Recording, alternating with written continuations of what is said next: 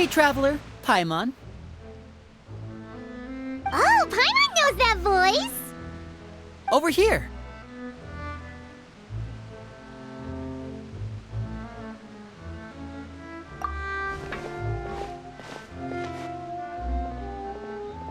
To borrow one of the more popular turns of phrase at the moment, this appears to be quite the fated reunion.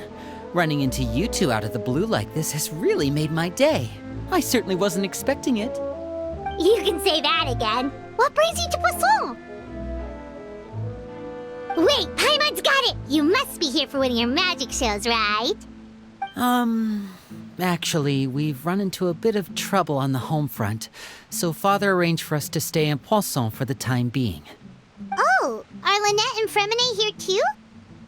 Yep, along with most of the other members of the House of the Hearth. You may have noticed Poisson seems a bit more crowded than usual. So you're saying nearly the entire organization has moved to Poisson? Sounds like you've run into way more than just a bit of trouble. What's really going on? Well... Since the two of you are so curious, perhaps I can fill in the gaps. You scared Paimon half to death! Father, you're here. You know... On second thought, maybe we don't need to know? It's all probably super confidential House of the Hearth stuff, right? We totally weren't trying to pry or anything. No need to be nervous. I could sense your genuine concern from your conversation just now. Of course, I can also understand your confusion. Sending so many Fatui here to Poisson, it's only natural that some might suspect an ulterior motive to be involved. I understand. I'm well aware you've had your fair share of confrontations with the Fatui in the past, and I can't exactly guarantee that we'll remain on good terms in the future. As for right now, however, I would say we have little reason to be at odds, wouldn't you agree? The House of the Hearth could stand to be more open with those who have worked so closely with us in the past. As for the issue at hand, well, it hardly relates to any ulterior motive. To be frank, it all stems from a certain rumor circulating around the House of the Hearth. It's an internal matter. What sort of rumor? A rumor that a certain phantom child is hiding away in the House of the Hearth. A phantom child? Ooh, just hearing the name is giving Paimon the creeps. A spirit that should have long ceased to exist is lurking in the shadows of the House of the Hearth. So I decided to bring the children to Poisson before continuing to investigate the situation. I expect I should be able to track down the spirit fairly quickly. After that, it's just a matter of resolving the situation, if you will. It shouldn't be much trouble at all. If you're curious, or if you still have some concerns, it might be advisable to stick around for a few days. I'm sure the children would be exceedingly pleased to welcome some visitors. Lenny, I'll leave you to entertain our guests. I have some matters to attend to. Of course, Father.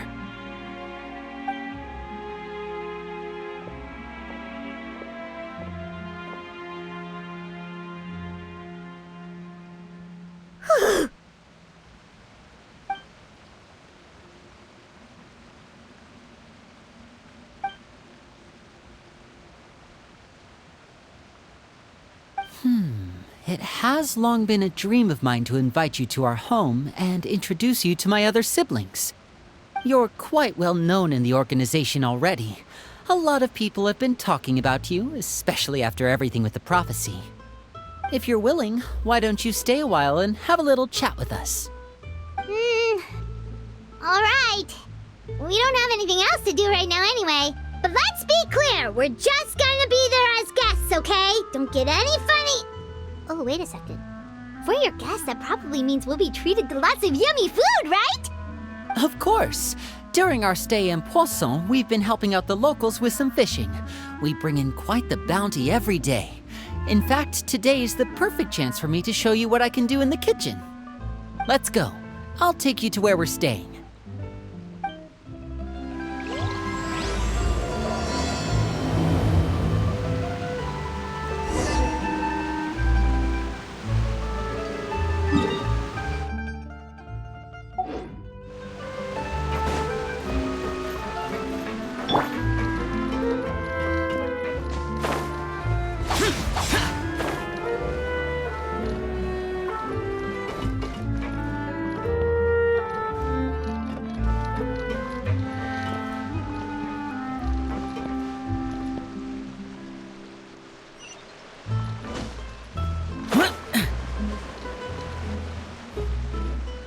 We rented this house from one of the locals to use as a temporary base.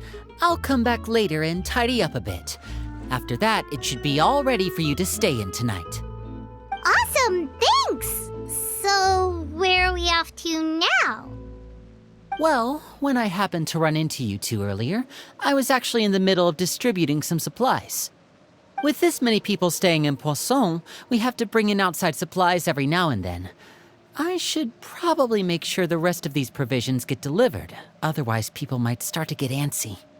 Okay, we'll come with! There are all sorts of rumors about your organization floating around out there. Paimon's not sure if she could even take a wild guess as to what's true and what's not. But now that we finally have the chance to see a day in the life of the house, we can take a good look at how you operate! Well, you're more than welcome to come along. Just follow me.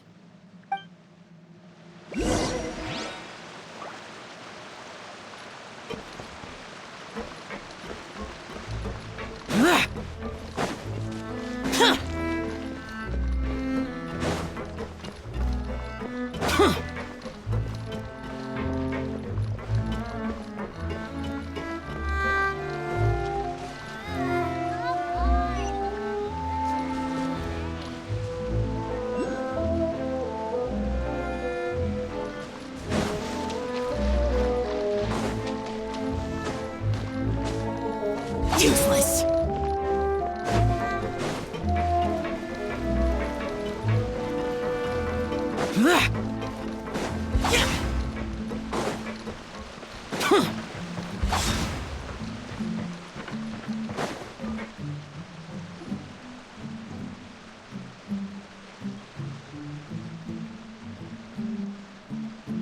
Linny, you're finally here. The supplies. I'm assuming you've... Brought them with me? Yep, here you go. Hello? Something caught your eye? It's the Traveler and Paimon! No way! Come here, everyone! Hurry! The Traveler and Paimon are here!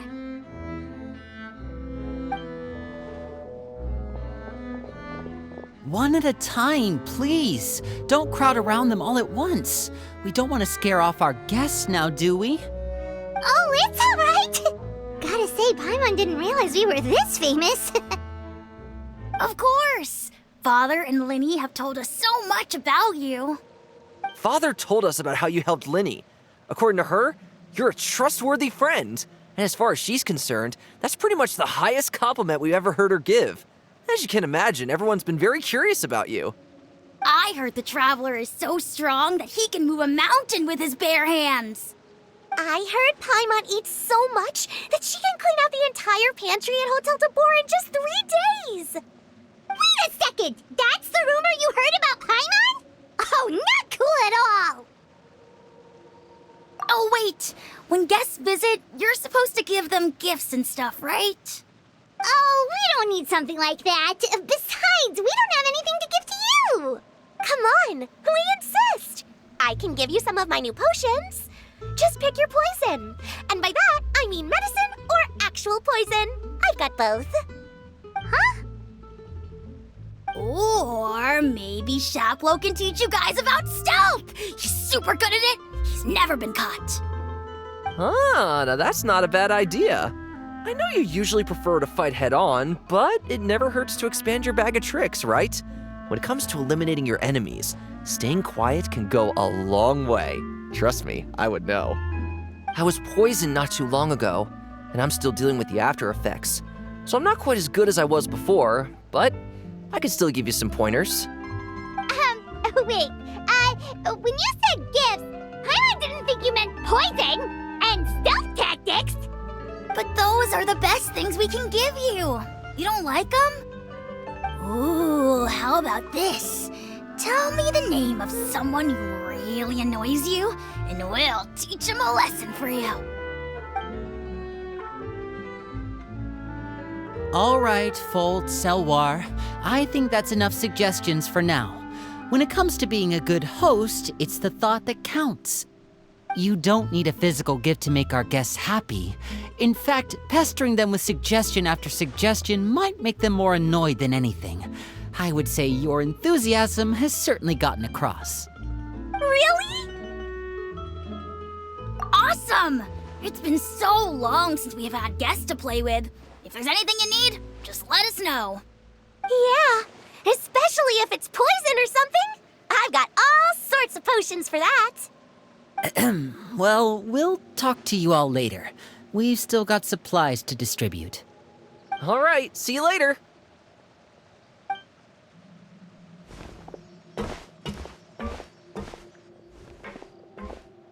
Bye!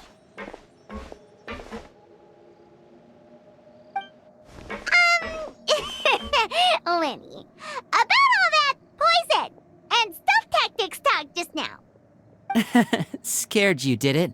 That kind of talk comes with being part of the House of the Hearth. When Foltz was really young, he strangled all of his family pets, just out of curiosity. He was labeled a dangerous problem child and was abandoned by his family. Elwar has an unnatural obsession with potions. Father has forbidden her from trying all the different concoctions she comes up with, but she still tries to test them in secret. You really have to keep an eye on that one. Chaplot is around my age. While I'm mainly responsible for collecting intelligence, he handles surveillance. He's very passionate about his work and has no reservations about taking on some very difficult missions. I know you two probably aren't used to that kind of talk, but I can promise you they only had the best of intentions. Things like stealth tactics and developing different poisons, they really mean a lot to them. They were just trying to share the best of what they could offer, that's all.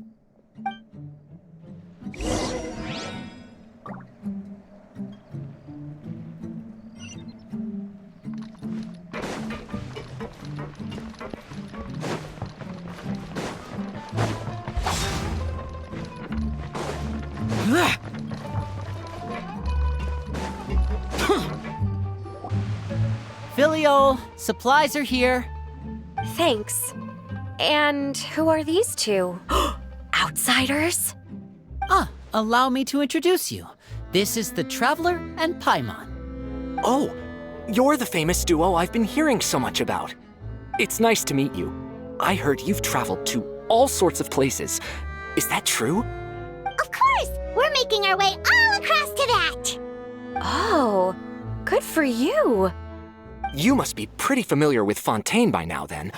Have you seen the new opera that started running recently? I think it's called... The 4,000 Thieves? Oh, this is the first we've heard of it. It seems like it's going to be fantastic. From what I've been able to tell from the posters, anyway. You should definitely check it out if you have the time.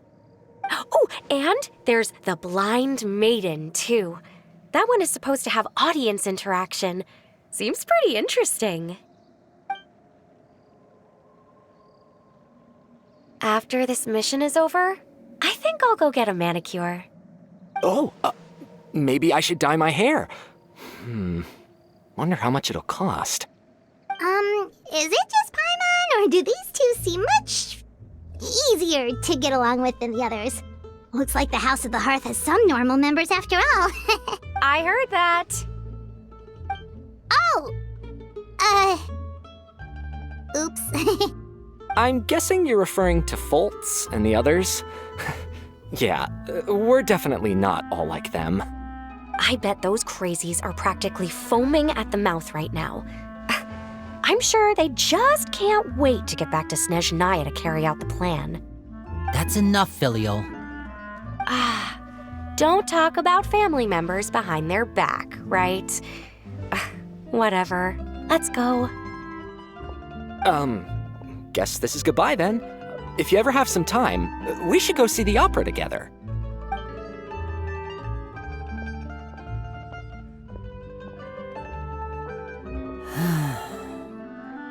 Well, that's it for the supplies.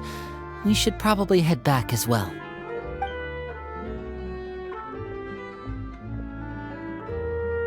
Well, they didn't seem too happy with each other.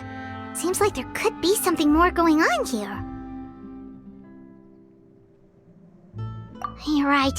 We're only here as guests after all. Oh, Linny's getting super far ahead. Come on, let's catch up.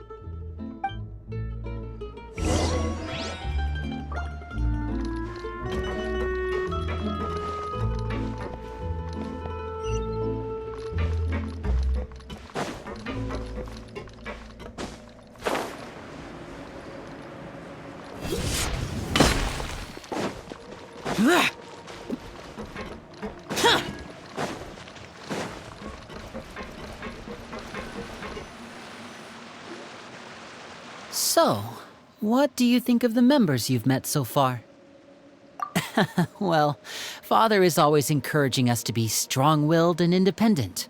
So if there's one thing we've got, it's people who aren't afraid to speak their mind. Well, I should probably get cooking. Wanna join? Of course! Then let's head out and... Fremine? What are you doing here? Fremine, nice to see you again! You too. I heard you're here as guests of House of the Hearth. Welcome. We were just going to make some food. Why don't you come along?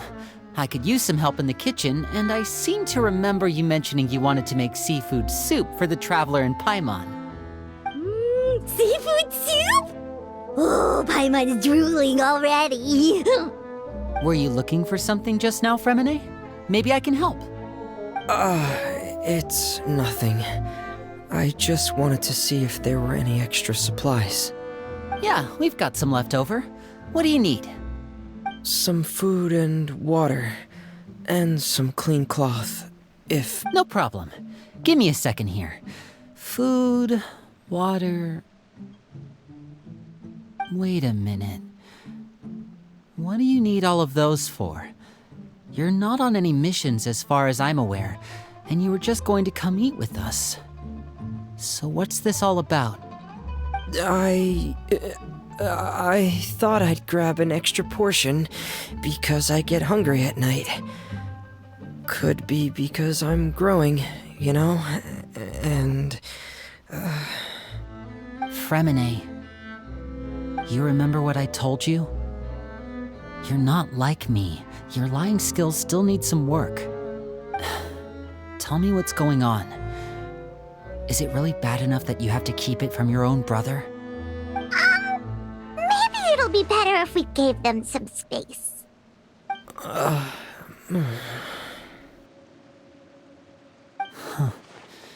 This is the first time I've seen that kind of look on your face.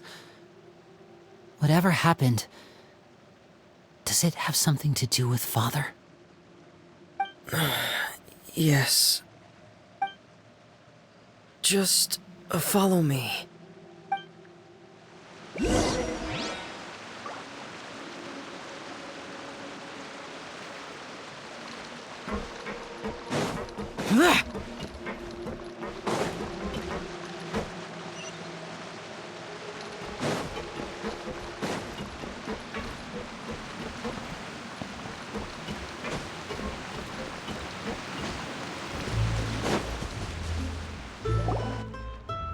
You're back! Oh, and you've brought some friends with you this time. Hello, my name's Linny. I grew up in the House of the Hearth. And you are? Hi, Linny. I'm also a child of the House of the Hearth, just like you. You can call me Clairvy. Clairvy? It's nice to meet you. Does that name ring any bells, Linny? No, not at all. That's not a name we have on our roster, I'm sure of it. What I'm not sure of, though, is how she managed to sneak in. She must be the phantom child Father's been searching for. From the looks of it, I'm guessing you were the one that found her, Fremine. You, haven't told Father, have you? No, I haven't told anyone. I've just been keeping her hidden. For how long? About half a month now. So ever since we got to Poisson, then. Do you have any idea what you're doing? I know what I'm doing. Really? Because from where I'm standing, it looks like you're hiding the very person Father has been trying to find. If Father finds out about this, everyone involved is going to be punished. You know the rules of the house, Fremine. I know you do. Father doesn't tolerate any form of betrayal. So why are you doing this? I've thought it through. And I just can't hand her over like that. Linny, don't you remember last year? Chapleau nearly died after getting poisoned during that one mission. He wasn't able to get back before the poison started taking effect, and not a single person was there to help him. That night, while I was sleeping, I heard a voice telling me to go save him. I opened my eyes, but I couldn't find the source of the voice. I thought maybe I was just hearing things, but I went to look for him anyway.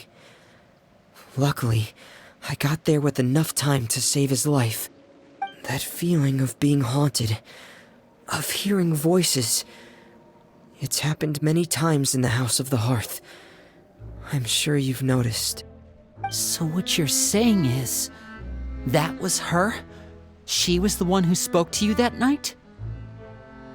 Unless there are other spirits roaming around the House of the Hearth, I don't think there's any other possibility.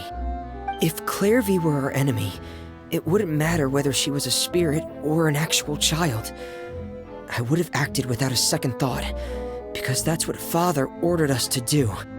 But she's been living with us, helping us from the shadows all this time. I think that makes her family. I couldn't just hand her over to be dealt with. Not when there's so much we still don't know. So what's your plan then? You can't keep her here forever. Someone is bound to find out eventually. I haven't thought that far yet. I don't want to disobey an order from Father, but I also don't want to put Clairvy in danger. Come with me. There are a couple things I'd like to say to you in private.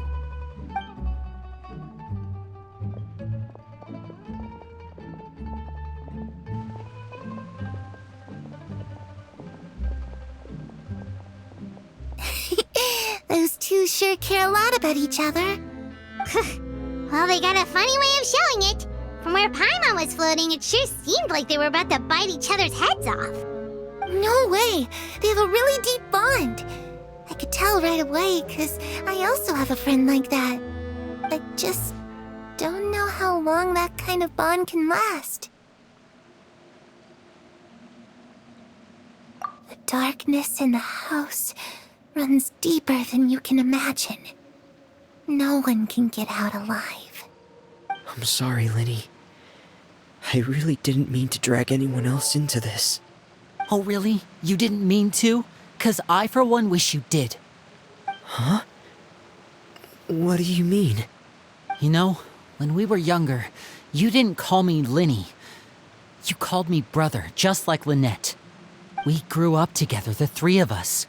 We were all orphans, all rescued by Father. Of all the siblings in the House of the Hearth, I think our bond was the closest. Later on, when you started calling me Linny, I wasn't actually surprised. After all, Lynette and I are related by blood. We've had to depend on each other to survive long before we joined the house. Linny, The darkest and most difficult moments of my life happened before you and I had ever met. I'm sure that's true for you as well. Even so, Fremine, we've stood by each other for all these years now, and to me, that means more than blood. You and Lynette are the most important people in my life. No one can replace you. So I won't let you face anything alone. Not if I can help it. Oh, looks like things are getting kinda heated between Linny and Fremine. Maybe we should go check on them. Oh, it's raining. I should put my clothes away.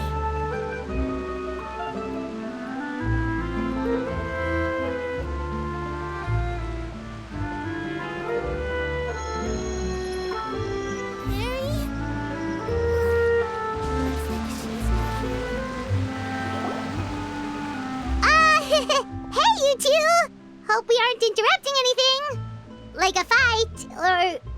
Oh, wait a minute, Fremine, you're not crying, are you? Is everything alright? Everything's fine. Well, we're all friends here, right? We've been through so much together, so if there's anything we can do to help, just say the word. It's just a small family dispute. It's not something our guests should trouble themselves with. In fact, it might be better if your stay ended here.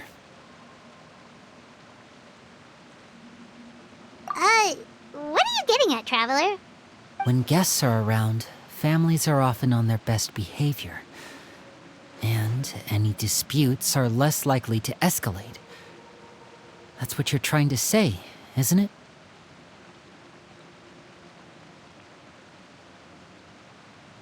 I just...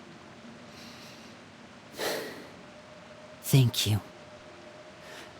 I was really hoping to keep you out of it. But even if I could think of some other reason to turn you away, I'm not sure I could convince you. I know things could turn dangerous, so I promise you this. From now on, I'll protect you like my life depends on it. Me too. Well, back to the matter at hand then.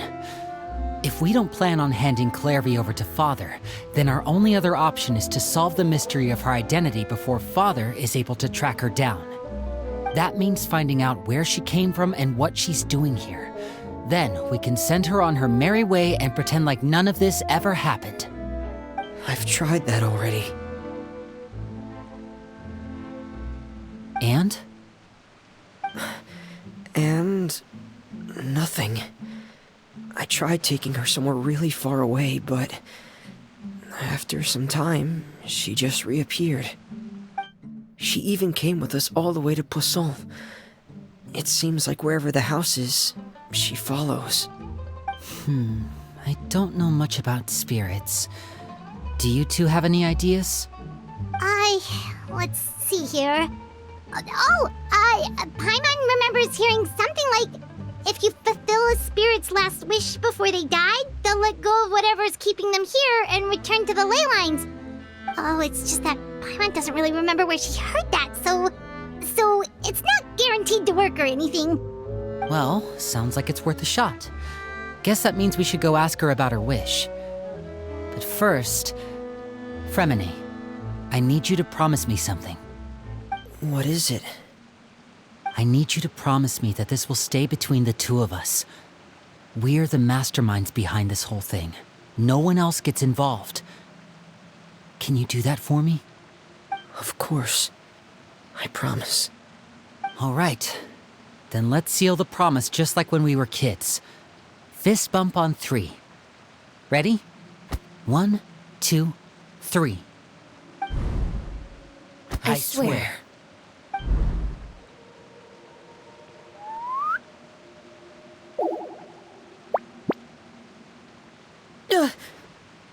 Whoa! Lynette! But what a surprise! What brings you here, dear sister? And, when exactly did you get here?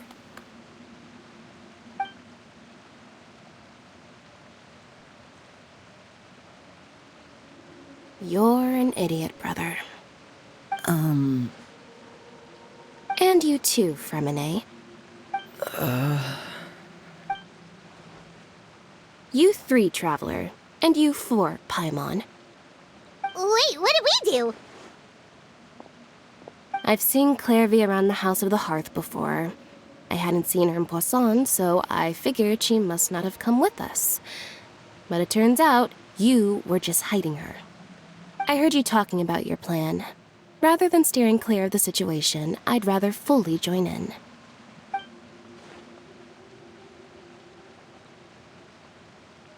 If you don't agree, I'll have no choice but to report everything back to Father. Simple as that.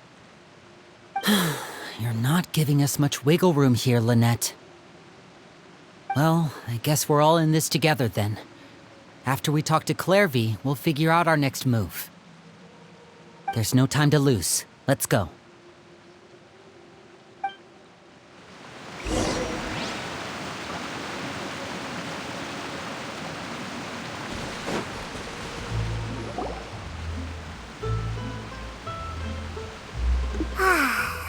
full. Thank you for bringing me this food, you guys. She said she's full, but the food doesn't look like it's even been touched.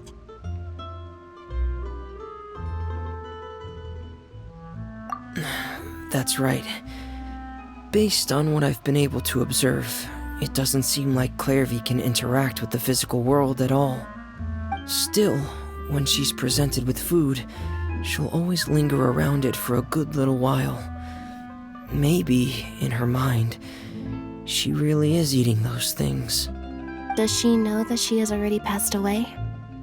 I've tried to ask her, but she didn't answer. My guess is that she's just as confused as we are. Or maybe she couldn't understand the question at all. Clairvy, if you've got some time, I'd like to ask you a few questions. Sure. Oh, another new friend. Hi, I'm Clairvy. Hello. Clairvy, how did you join the House of the Hearth? Huh? Isn't it the same for everybody? The knave brings you here and then you can't leave. It's just that your name, it's not on the roster. And I've never seen you before. The roster? Oh, I get it now. I think there might be some things you don't know about this place. The people in charge, they're not as nice as they look. They say they keep a roster, but it's not complete. There are a lot of people who aren't on it, and never will be. In this house, some people are family, and other people are just test subjects. Those kinds of people aren't ever going to get a place on the roster, unless it's the roster of people who've been executed. Wait, does that mean the knave... She... Is there anyone that can vouch for you? Perry, she's my best friend. She's the only one I trust in this place. Have either of you heard of that name before? No. Me neither. Clairvy, Perry. Neither of those names are on the roster. But it seems like she's telling the truth. Either that, or this kid's already got a bag of tricks bigger than mine. Maybe we should try a different approach.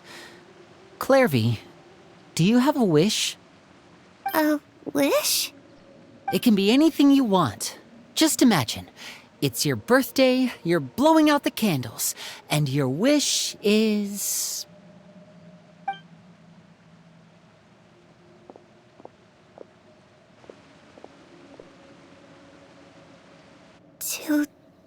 To go outside, where the sun can find me.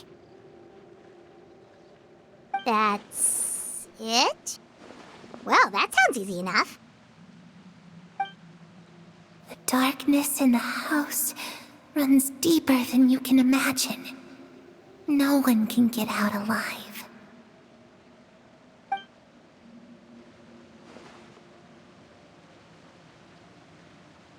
Okay, time to divide and conquer.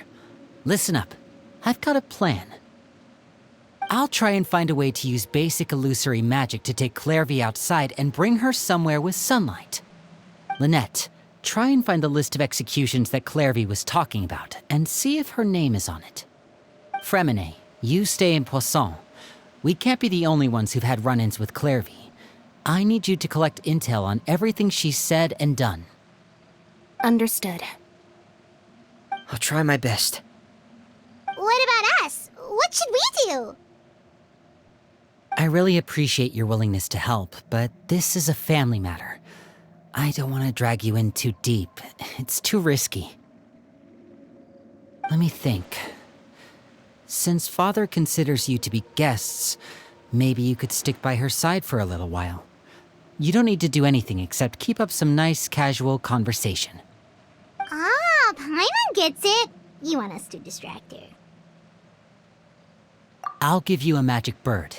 If Father suspects something, All you need to do is release it when she's not looking, and it'll alert me that something's wrong.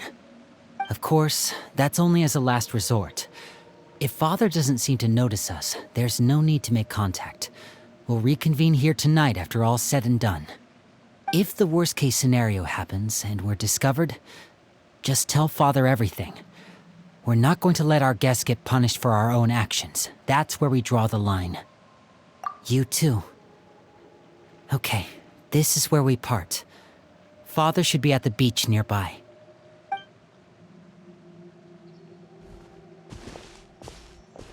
I really hope this goes well. No, it has to go well. That's the only way this can get resolved.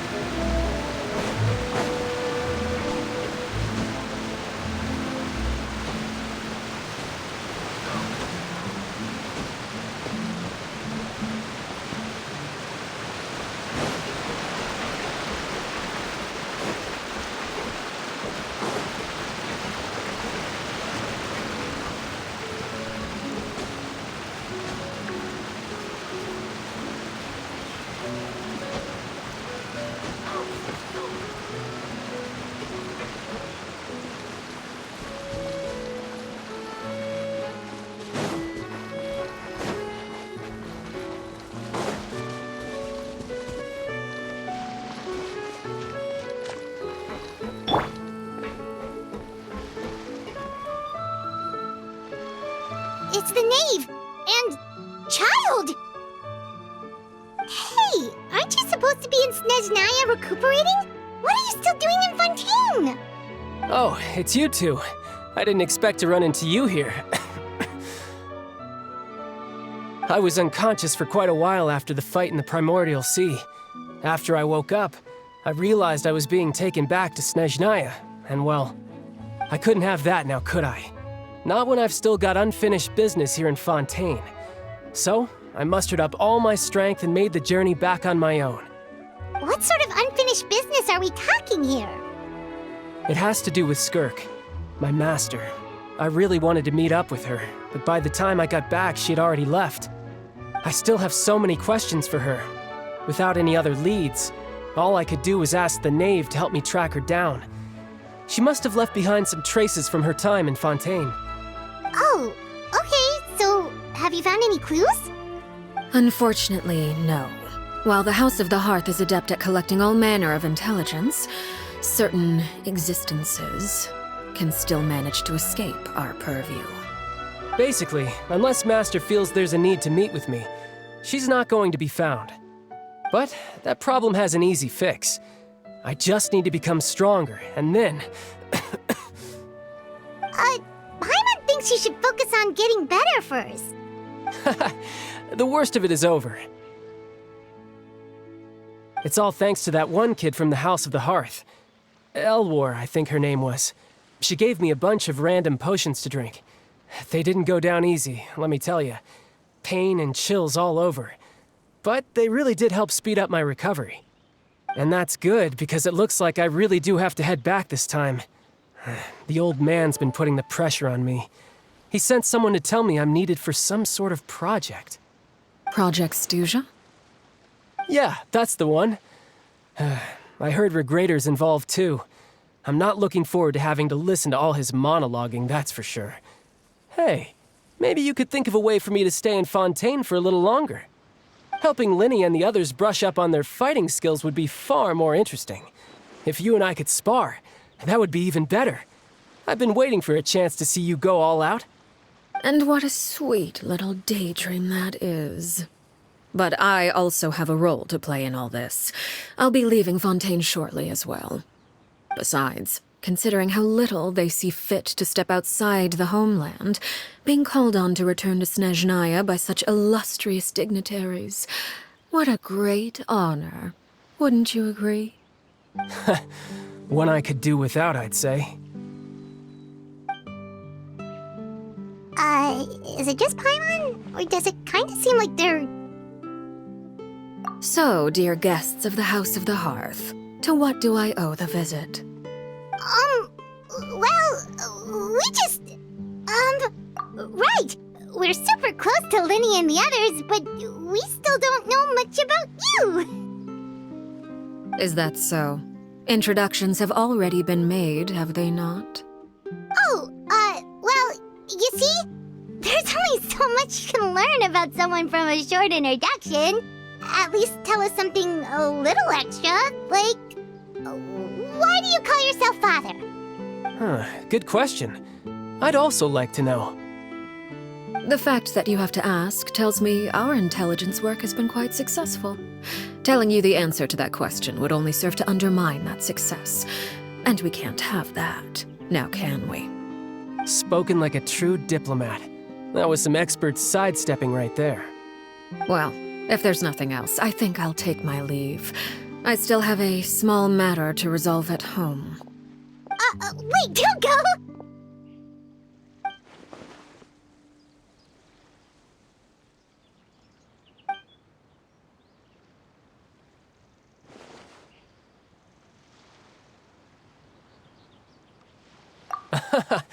I'd also like to hear the answer to this.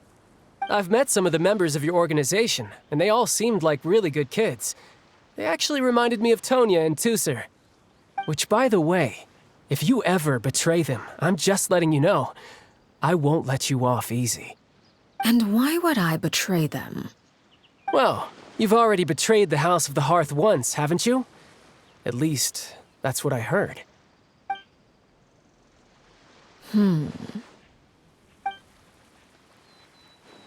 Okay, I admit. That's just what the old man told me. The rooster, I mean.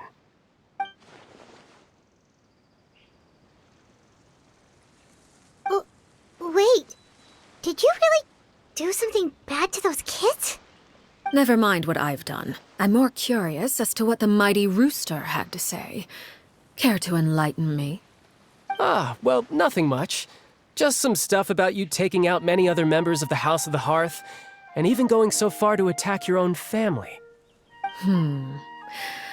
I see. Oh, based on your reaction, I'm guessing it's all a bunch of lies. Hardly. I don't appreciate his particular turns of phrase, but I suppose he didn't say anything untrue. Although, it would be more accurate to say that there is a certain level of prejudice involved, but I don't intend to clear that up just yet. Prejudice has a funny way of concealing the real truth behind certain things, an attribute that I find to be quite advantageous. Call yourself a Fontanian, for example, and people will assume all sorts of things, when the real truth is that this is simply the land where I was raised. Huh? You're not actually from Fontaine? But then why did you try to help out with the prophecy and everything? I was trying to protect the children born in Fontaine. Claiming that I myself was a Fontanian simply made it easier to operate. People would hardly suspect a fellow Fontanian of having any ulterior motives. Who wouldn't want to save their homeland after all? The primordial sea wouldn't have any effect on me, but it would have caused great harm to the House of the Hearth. Well, you wanted extra information, didn't you? There you go. I hope that satisfied your curiosity.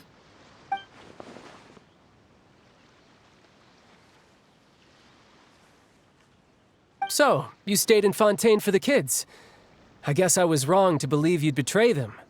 Apologies. Looks like I was holding on to some prejudices myself. Good. Like I said, I like it when others have misconceptions of me. Actually, while I was recuperating at the House of the Hearth, there was something else that really caught my attention.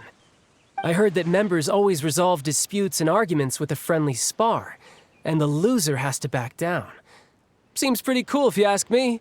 Would also give them plenty of opportunities to hone their skills. Well, that's only a recent development. In the past, such spars weren't nearly so friendly.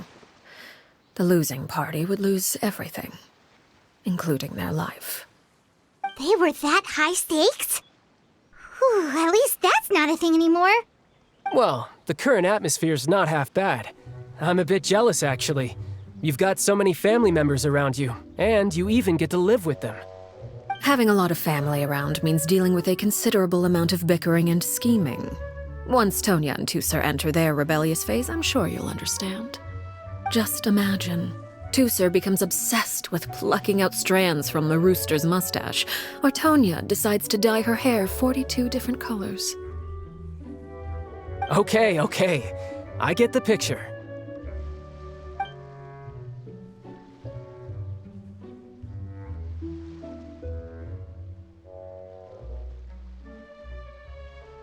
Well, would you look at the time? I should probably get going.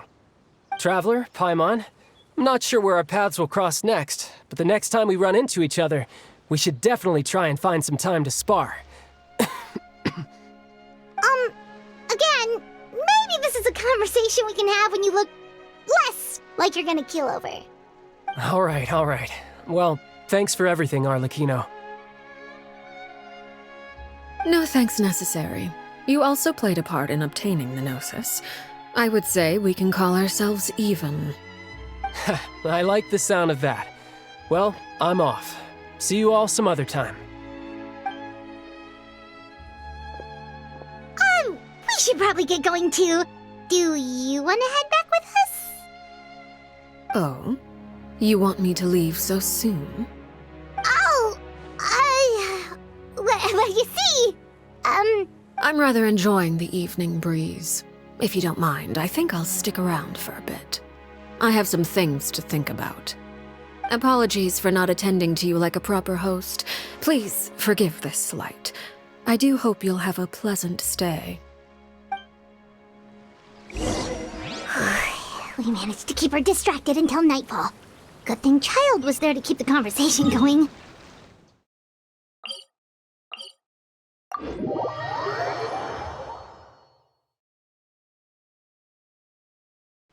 Oh, I wonder if Liddy had any issues.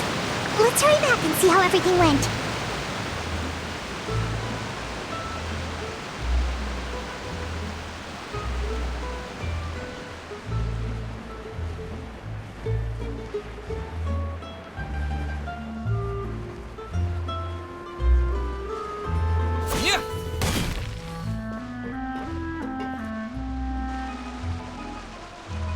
Lenny, how did everything go? Well, long story short, we ran into a small issue. Clairvy can't go into the sunlight.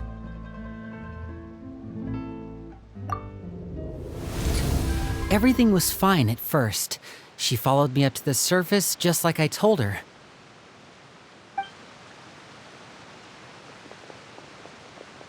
But as I led her out of the shadows and into the sunlight, she vanished. I turned around and there she was, standing at the edge of the shadows, silently watching me. Huh. Maybe she's afraid of sunlight, or... No, it wouldn't be her wish if that were the case. Well, we could always try pushing her into it. Oh, true. I've pretty much tried it all already. Nothing worked. Eventually, the sun went down, so all I could do was bring her back here. How did it go with you, Lynette? Good. I've got the list. It's right here. Really? Well, what are we waiting for? Let's take a look!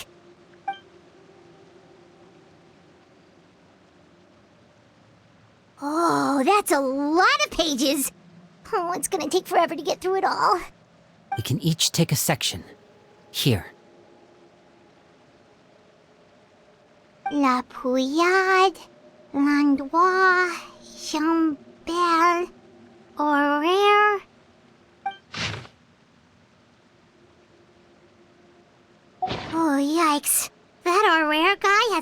huge scar on his face. He's kinda giving Paimon the creeps. Ah, I've met him before. The scar is from an injury he received during a mission. I still remember him joking with me about it. He said any future lover would take one look at him and then lose all interest. Did he say anything else? Well, I asked if there was someone he was interested in. He said no, and that's where our conversation ended. It was only later that I learned he really did have someone he liked. He risked everything to escape so he could be with her, but it didn't work. One day, Father asked to see him, and, well, I never saw him again after that. Wait, so that means the knave, she... It may seem cruel, but it's just one of the rules of the house. Betrayal is not to be taken lightly. We know too many secrets to come and go as we please. So, if you do try to leave, you pay with your life.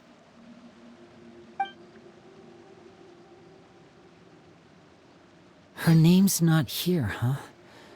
Well, that's not too surprising. It doesn't seem like this list is complete. It only contains records dating back around 5 years. Let's shift our attention then. Fremine, were you able to find anything out? Fremine. Sorry. I was thinking about something. I managed to talk to quite a few people, but I couldn't help but notice that the atmosphere in the house was a little... strange. Strange? Yeah, I mean, I know there have been arguments in the past, times when people haven't gotten along. Chaplot and Filiol are a good example of that. Oh, those are two of the people that we met while delivering supplies.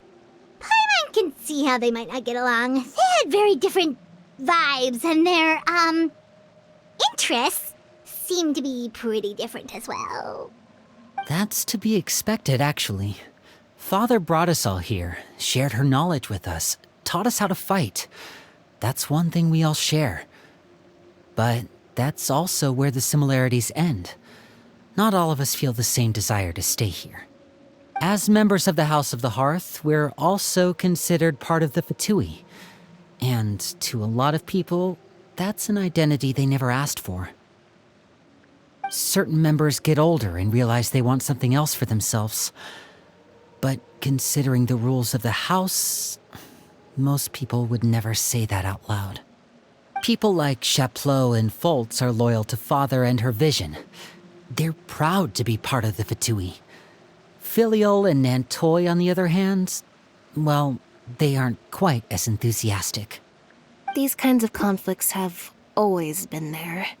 It's not like Father is in the dark about any of this. Well, that's true. But it just feels like things have gotten worse lately. Filiol and the others, it seemed like they were meeting in secret to talk about something. I can't say for sure, but I think they've met Clairvy. You think she's been inciting them to act out? No, not exactly. But I wouldn't be surprised if she said something to them about the darkness in the house and how deep it runs. She's told me about it before. Experiments being run on children. People being used as pawns on the battlefield without so much as the strength to survive. And they just believed all that? Without any evidence? Clairvy's words probably gave them the excuse they were looking for. Whether they actually believe them to be true is secondary. This is all because of Project Stuja, isn't it? Whoa. Hold on a second. What's this Project Stuja all about, huh? This is the second time it's come up now. Sorry, but I'm not sure of the details either. I only know what Father has told us, which is that it's something the Rooster and Regrader have been working on together. Apparently, it has to do with the Fatui's strategic plan for the future. Because the House of the Hearth was so successful in obtaining the Gnosis, we now have the honor of playing a key role in Project Stuja.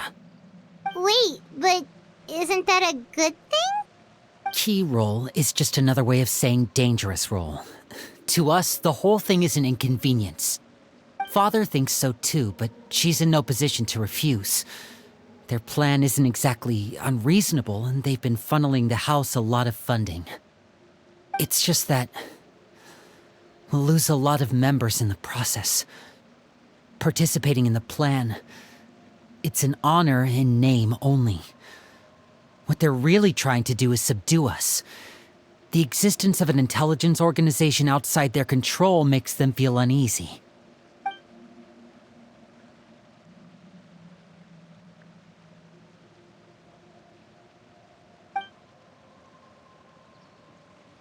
Okay, super complicated top secret Fatui business aside, what does all of this have to do with the conflicts you were talking about earlier? Paimon doesn't get the connection. External pressure has a way of exacerbating internal strife. You can't overlook the power of fear either. People are afraid of dying, and that fear is often the impetus for a lot of stupid decisions.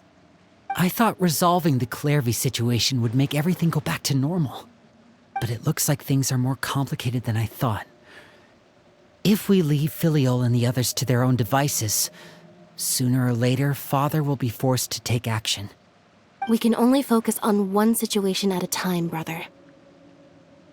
You're right. Even if we confront Filiol and the others, it won't do any good. It might even make matters worse. We should focus on Clairvy for now. Well, it's getting late. We should head back and get some rest. We'll try again first thing tomorrow. Lynette, you stick with me this time. Fremine, keep a close eye on Filiol and the others. Make sure they don't do anything they'll regret. Good work today, everyone. Have a good night, and I'll see you tomorrow.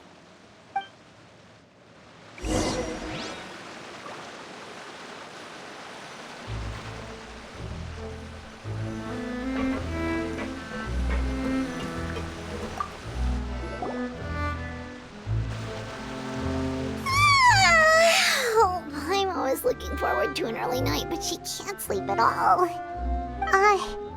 Hey, you don't think the Knave will be too angry with Linny and everyone if she finds out about all this, do you? She's even scary when she smiles. If she were to actually get angry... you have to protect Paimon if that happens, okay, Traveler? Oh, well, in that case, we should just plan on running away. We'll grab Linny and the others and we can make a break for it as fast as we can. Look! Look over there! Quick! Let's catch up with her before anyone sees!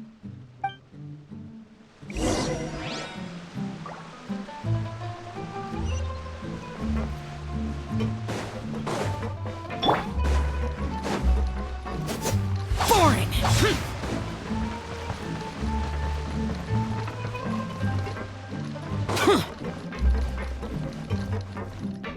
Over there!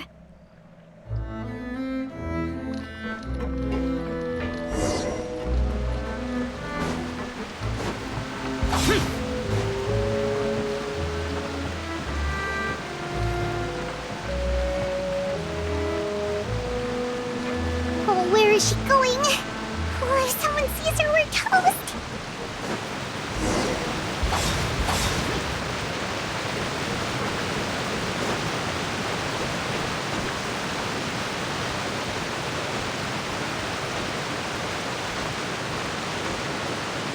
Oh, look! She stopped!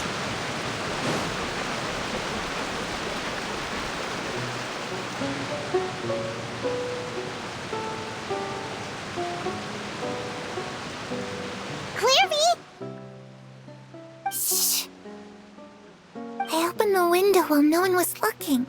Look how pretty the outside is.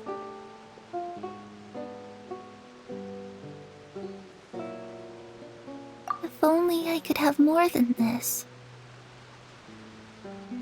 You probably think I'm being silly, huh? All this hopeless resisting. It's better to dream of what I could have than try to make it a reality, right? Please, help us get on the same page here, Clary. We need you to tell us what you know. Can you do that? Sure. Although, after you hear all this, I think you might regret that decision. Everyone in this family is nothing more than a tool, something to be used and exploited. We're all expendable, including me. As long as you're useful, you get to stick around. Lose your value, and you're handed over to the doctor, experimented on, and given a fate worse than death. I've seen it happen again and again, and I've had enough. You're saying the knave did all that? It's just, that doesn't seem like something she would do.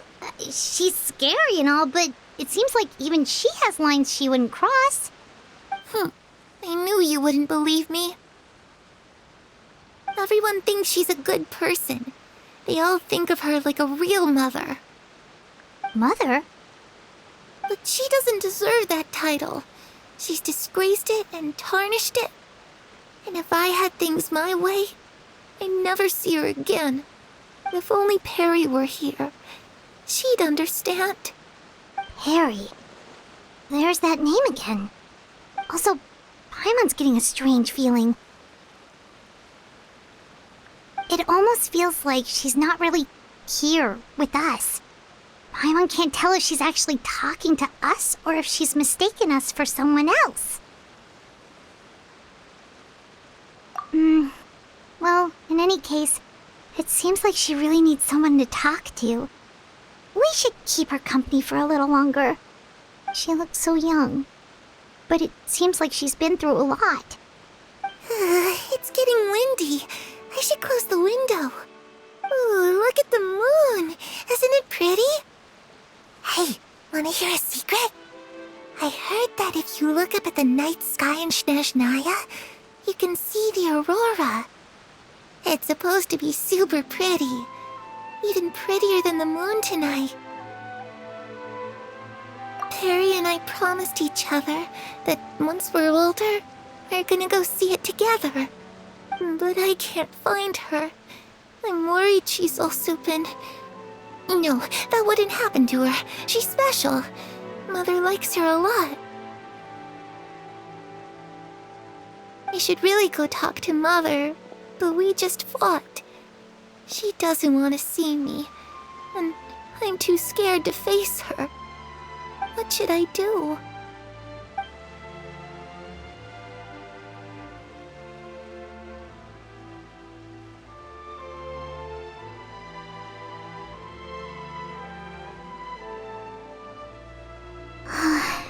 Paimon really doesn't understand what's going on with her. Well, let's head back. We've got an early morning tomorrow.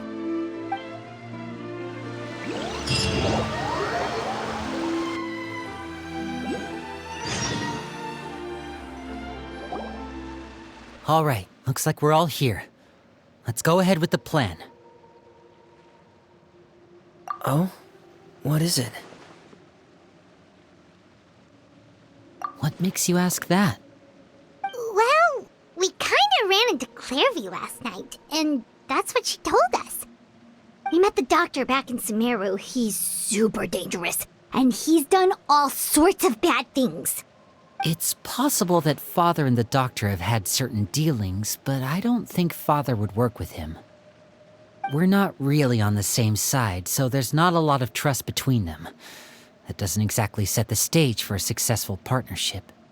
I did hear, though, that when Father first became a Harbinger, the Doctor offered to work with the House of the Hearth. Father rejected most of his proposals, except for one. It had to do with some sort of secret experiment. Secret experiment? Could that be what Clairview was talking about? I don't think so. I don't know any details about the experiment itself, but I do know it's an entirely independent operation. The Doctor only proposed a direction for the research. That was the extent of his involvement. I still don't think that counts as working together. The details of the experiment are confidential, but complete records are kept on all participants. That doesn't seem to be the case with the situation Clairvy referred to. I know you don't agree with some of the Fatui's methods, and I'm not asking you to. But I am asking you to trust us on this. The House of the Hearth has its own principles. There are certain lines we're not willing to cross. Alright, that's good to hear at least. Clairvy seems to think the knave and the doctor worked together to do something horrible. If that turned out to be true, Paimon doesn't know how he would even face you guys. It's just that it doesn't seem like Clairvy is lying either. The easiest thing to do would be just ask the knave directly, but Paimon doesn't think she'd tell us. Father didn't come back last night. She's probably still near the shore. We'll be counting on you to distract her. Lynette, you're with me. Fremine, you know what to do. Be on your guard, everyone. All right, let's get to it.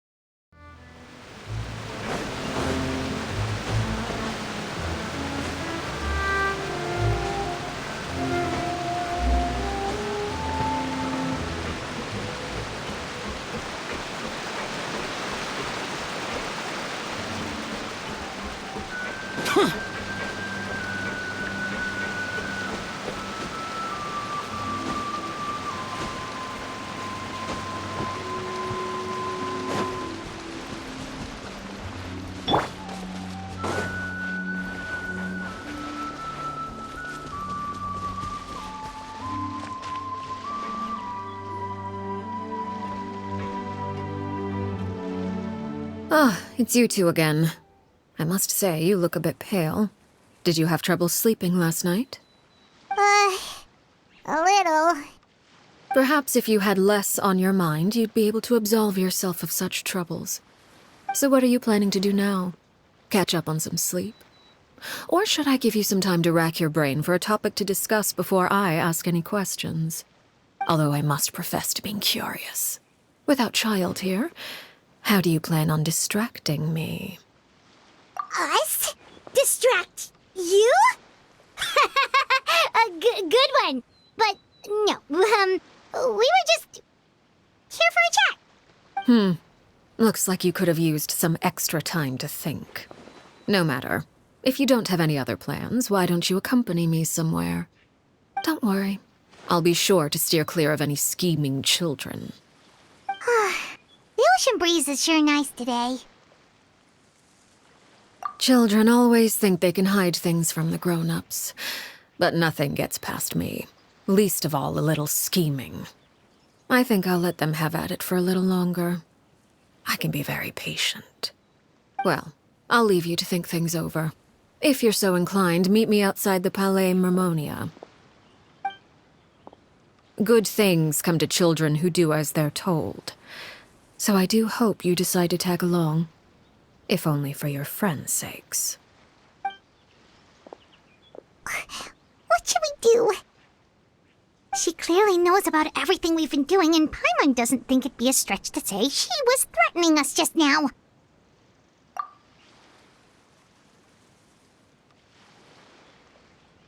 Oh, good idea. Hopefully he sees it in time. Well, we should probably head to the Palais Mermonia. Paimon doesn't want to find out. Okay, then we probably shouldn't keep her waiting. It seems like Linny and the others are on thin ice, so let's do our best to not get them in any more trouble.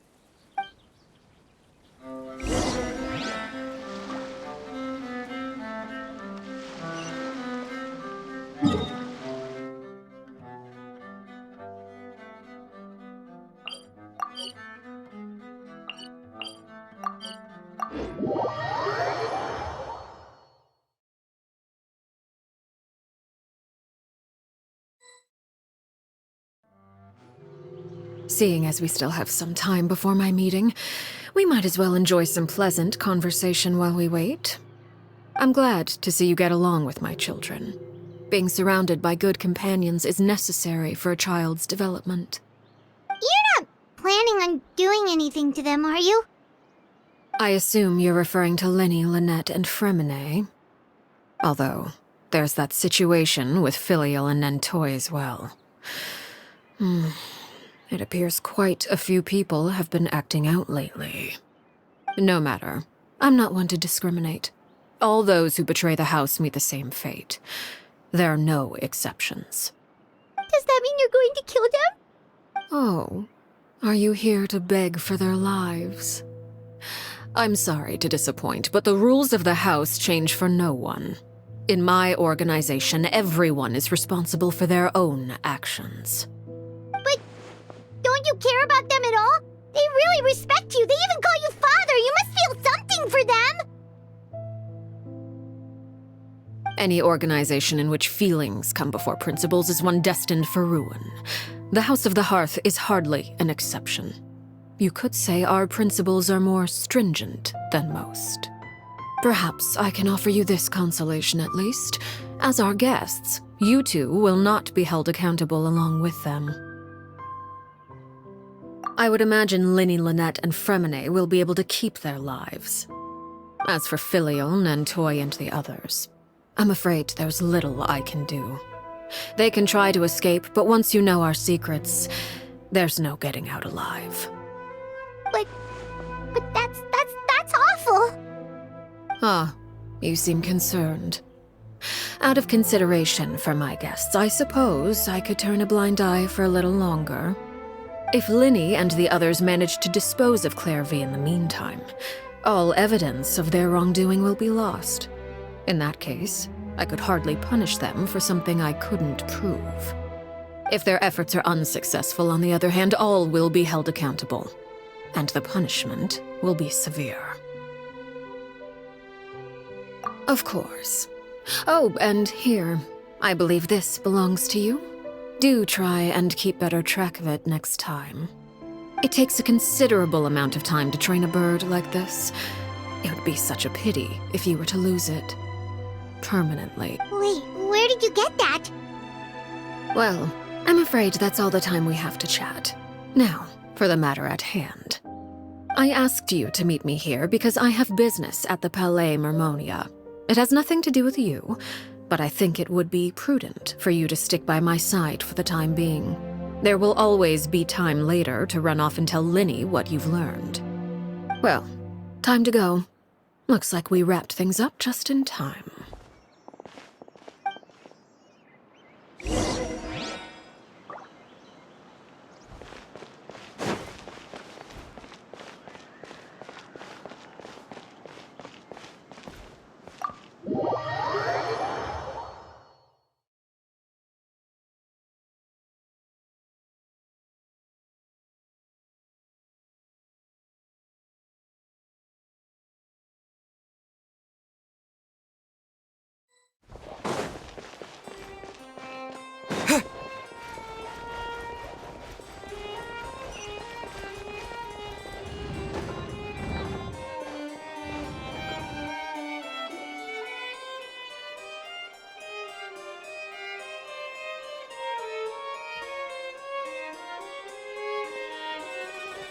It's been a while, Monsieur Neuvillette. I must say, I wasn't expecting my meeting request to be approved quite so quickly. The Palais Mermonia operates with an efficiency worthy of admiration. It is only right that an esteemed diplomat such as yourself should be afforded the proper level of respect. Although, if I may speak plainly, I must confess that I did not anticipate we would have the occasion to meet again after presenting you with the Gnosis. I see you brought the Traveler and Paimon with you as well. If I may inquire as to the purpose of your visit. I'll be departing Fontaine shortly. There is, however, an outstanding matter that I would like to see resolved before I go. It requires a rather lengthy explanation, I'm afraid. So I took the liberty of explaining everything in this proposal. Please review it at your leisure, Monsieur Neuvillette.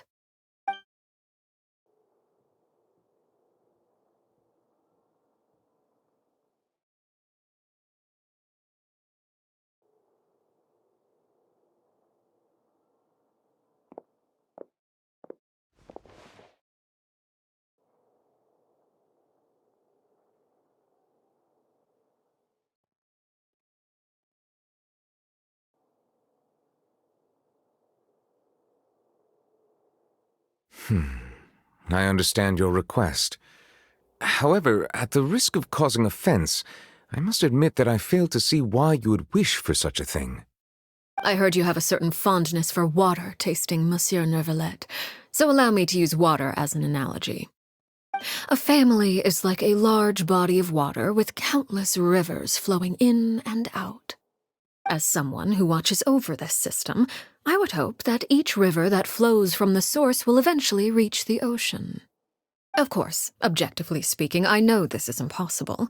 Most of the rivers will dry up along the way, disappearing into the ground and leaving nothing but a barren riverbed behind. Not all rivers are destined to reach the ocean, but I would not see their existence rendered meaningless. I believe the water that flows within them is simply meant for a different destination, like a field in need of irrigation. Or perhaps the glass of a certain water-tasting enthusiast. Did you get any of that, Traveler? Your words paint an optimistic picture indeed. Allow me to remind you, however, few among us are willing to sip from a glass filled with tainted water. It may have been tainted at one point in time, but not to worry. I'll make sure it's strained of all impurities and returned to its cleanest form.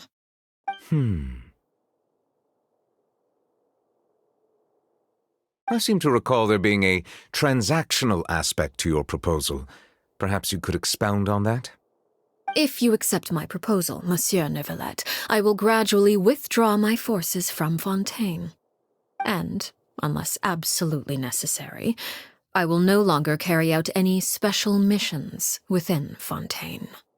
I presume I can take your words to mean that, in the future, cases similar to the Tartuffe assassination will cease to cross my desk? Tartuffe? Ah, that thief who embezzled funds from all those charities, you mean?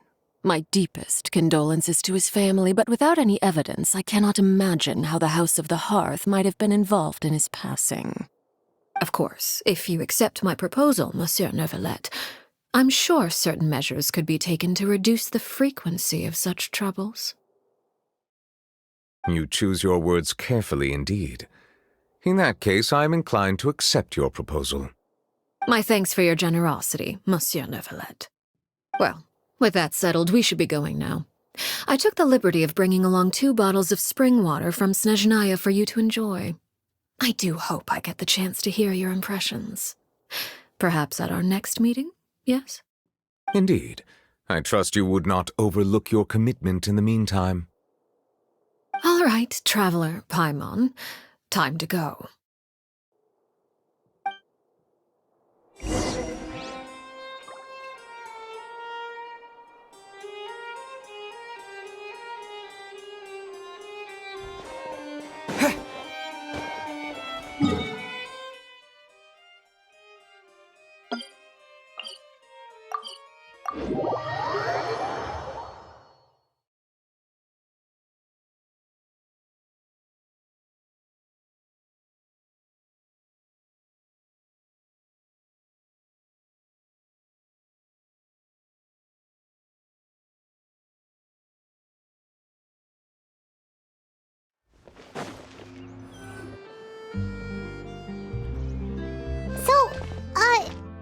What exactly were you talking about back there?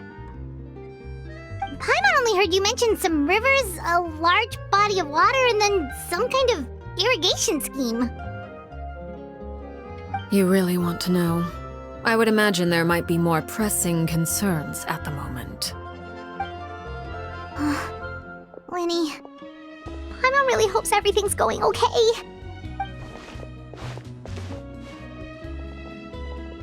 Oh, Paimon recognizes that look. You've got your thinking cap on, don't you, Traveler?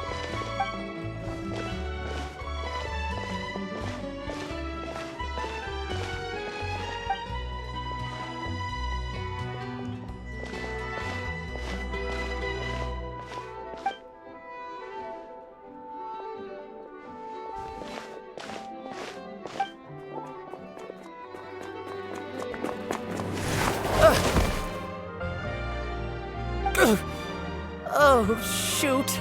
Are you all right? Oh, geez, I'm so sorry. I was so focused on selling these papers, I wasn't looking where I was going. Well, let me make it up to you at least.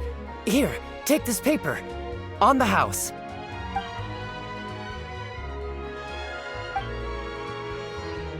Oh, you don't have to give us anything. Please, I want to. It's not like I'm short on supply. All the extras will be useless come tomorrow anyway. It's my fault, really. I was just trying to bring home some extra mora for the family, but I bit off more than I can chew. I haven't had many takers today, so I'm still swimming in papers. What's going on here? Nothing much. I just ran into your friend here on accident. I should probably get going, actually, so... Hold on. Of course, I'm happy to compensate you with mora, it's just... I don't have any on me at the moment. I'll take 3 papers. Here. Your payment. Oh! Thank you for your patronage. May the Archons bless you with good fortune. If only I had the chance to run into such generous customers every day. I should probably just take on a smaller inventory though, right? I'm getting married soon, so sometimes it's hard to not get ahead of myself. Anyway, I should head out. Goodbye! Well, now that my affairs are settled, we should take the boat back to Poisson. We've even acquired some light reading to enjoy along the way. Actually, why don't we stick around for a little longer? Paimon just realized how hungry she is. She can't head back to Poisson on an empty stomach.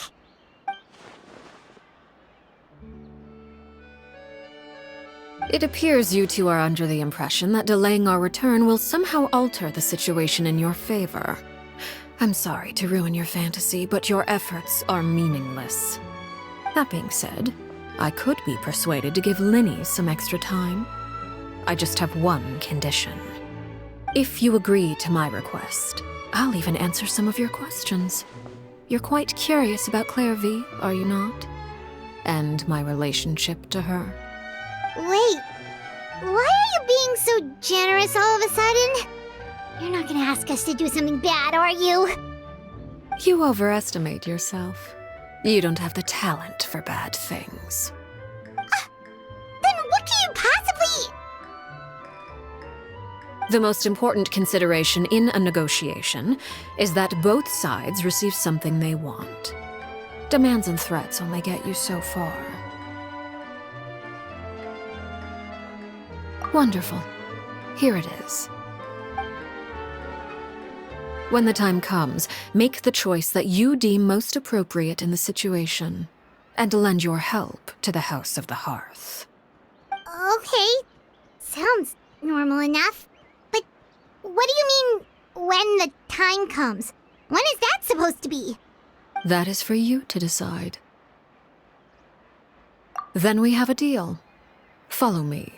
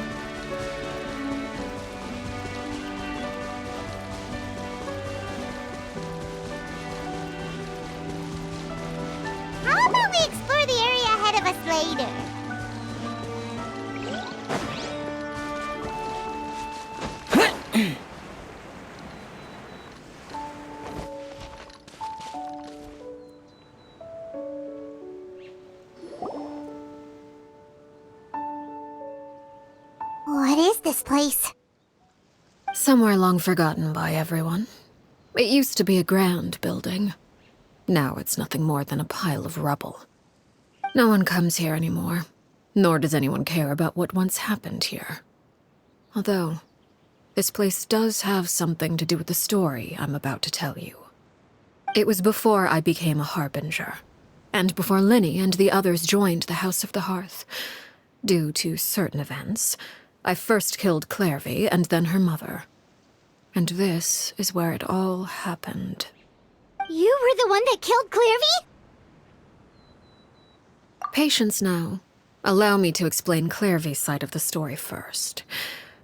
I'll start from the beginning. Clairvy was 6 years old when she was brought by her mother, Crucibina, to live in the House of the Hearth. From the outside, it seemed like a fairy tale. A thriving family made up of kind adults and friendly children. Crucibina was the knave at that time, and the House of the Hearth was under her control. She was Clairvy's mother by blood, but she was also the mother to all the children in the house. Clairvy was happy here, for a time. But she quickly realized that being part of this family wasn't a fairy tale at all. It was a kind of purgatory. Purgatory? Exactly. The House of the Hearth takes in war orphans from all over Tevat. But as for how to raise them, that depends entirely on the person in charge. Crucibina came up with a novel idea. She would teach the children to fight, force them to duel each other, and then crown as the king of the house the child who proved themselves most worthy of inheriting her title. It's difficult to estimate the number of children who died or were maimed in the process.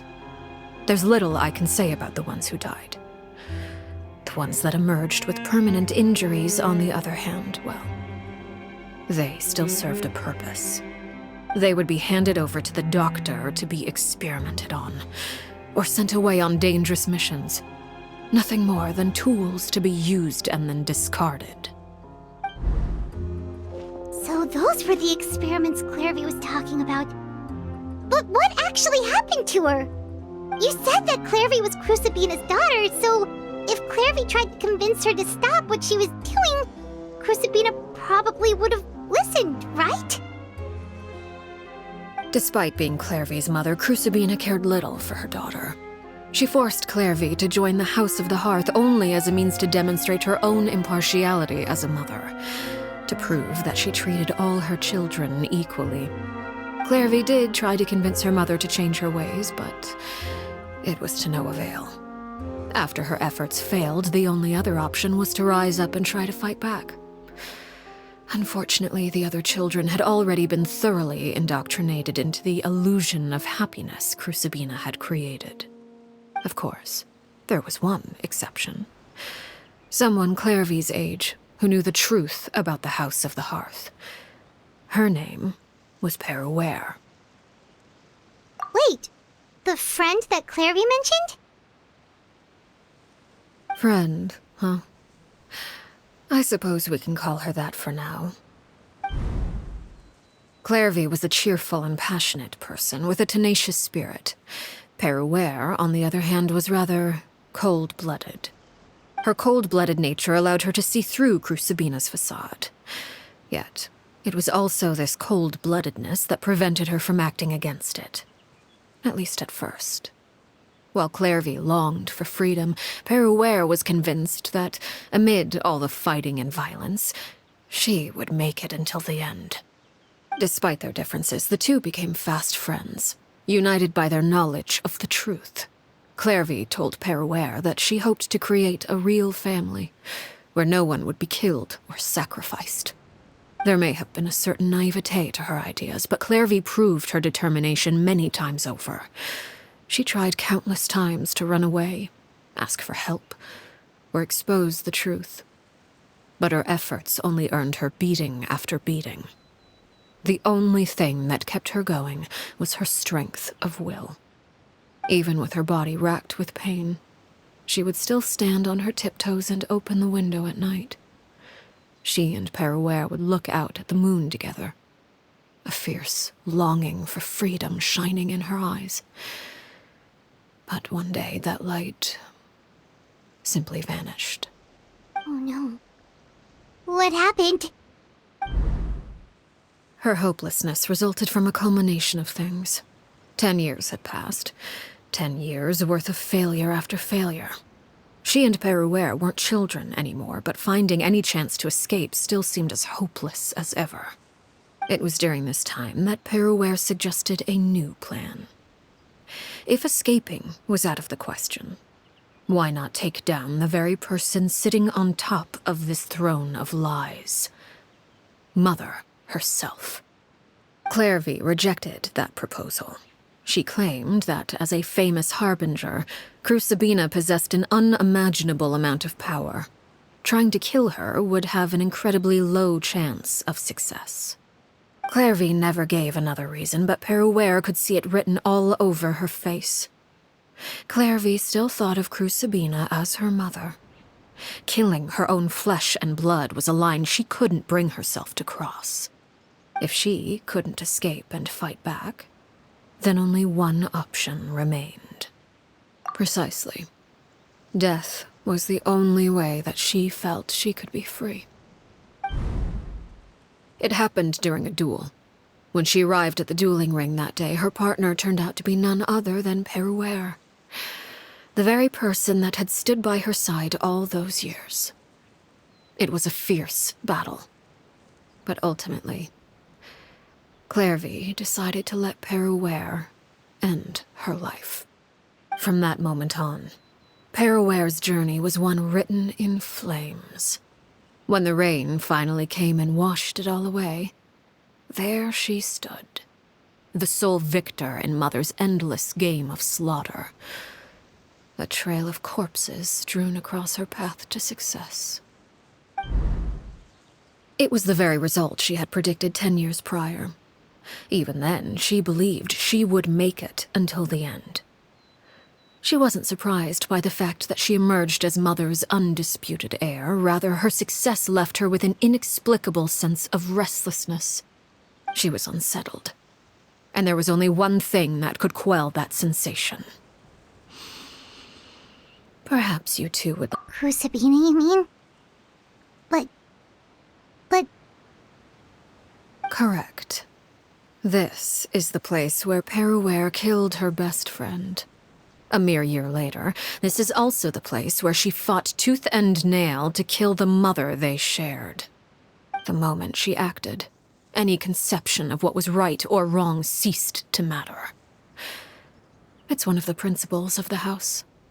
Only those who survive get to write the rules. Peruere won the battle, and became a harbinger herself. After which Her Majesty, the Tsaritsa, bestowed upon her a new name. Arlecchino. So the Perry Clairvy was talking about... It was you all along. You're Peruere. Arlecchino is just a name you got later. I left that name behind long ago. I must say, hearing it now does bring back memories. After I defeated Crucibina, the moniker of Mother died with her. I chose to forego the title she called herself, and even chose to give up my own name. I rebuilt the House of the Hearth under a new identity. Not only as Arlecchino, but as father. And that is where the story ends. Any more questions? Yeah. Based on what you just told us, Clairvy wasn't a little kid when she was killed. So the Clairvy we met... Was she really a spirit at all? I suppose you could call her an illusion born of flame. Her existence is like ashes to a fire. Something left over in the wake of blaze and ruin. You see, a certain power runs through my veins. It's not unlike a curse. My flames leave behind shadows of anything they consume. Of course, The chances of those shadows morphing into a sentient entity are exceedingly slim. Clairvy is a very special case. Clairvy died when she was 16 years old, but what emerged from the flames was her 6-year-old self. Her appearance wasn't the only thing affected. Most of her memories were lost to the blaze as well. Memory is a mysterious thing indeed. Losing a portion of your memories will alter your sense of self. Lose 10 years' worth, however, and it would be like living in the past. Like returning to a version of yourself that never grew up. No wonder Paimon got such a weird feeling when we were talking to her. Perhaps I should put it this way. Clairvy is someone trapped in time. It may seem like she exists with us in the present, but she truly lives in the confines of her own past. So if all of that is true, then you must have known about Clairvy for a long time. Indeed. She's a rather volatile and unstable entity. Sometimes she would look after the children. She's even saved some of their lives. But other times, she would hide from me and become obsessed with revealing the truth about the house to anyone who will listen. Shadows don't have the capacity to learn or grow. Any new information they encounter is quickly forgotten over time. Your attempts to expose Clairvy to sunlight. They failed, yes? The reason is actually quite simple. In Clairvy's mind, the house is impossible to escape, and it is this very perception that traps her there. But no matter. All I have to do is kill her again, and all will be resolved.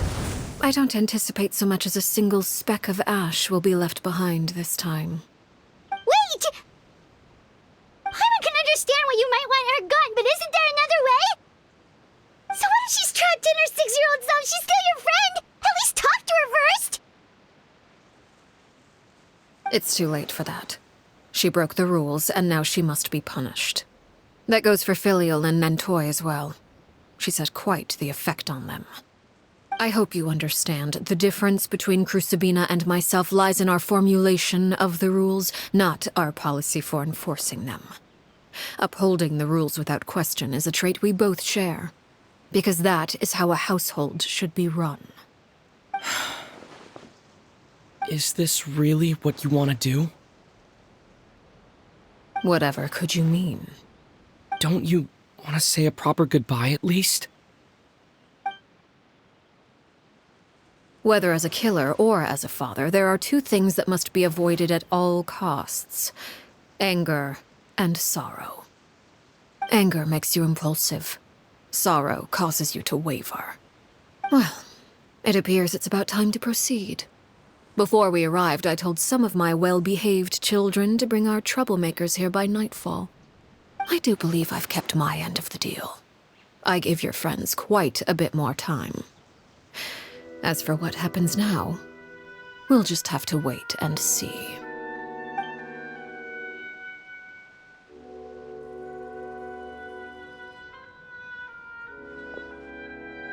Here they are, Father. You gonna execute him? Seeing something like that would actually be a first for me. Lenny! I'm sorry. I heard about how you helped buy us more time. But I still failed. I couldn't find a way to fulfill her wish. Huh? Are you... Perry? Indeed, it's been a while, Clairvy. Perry! Shh, stay right there. I'm sorry to postpone our reunion, but first I believe certain scores need settling.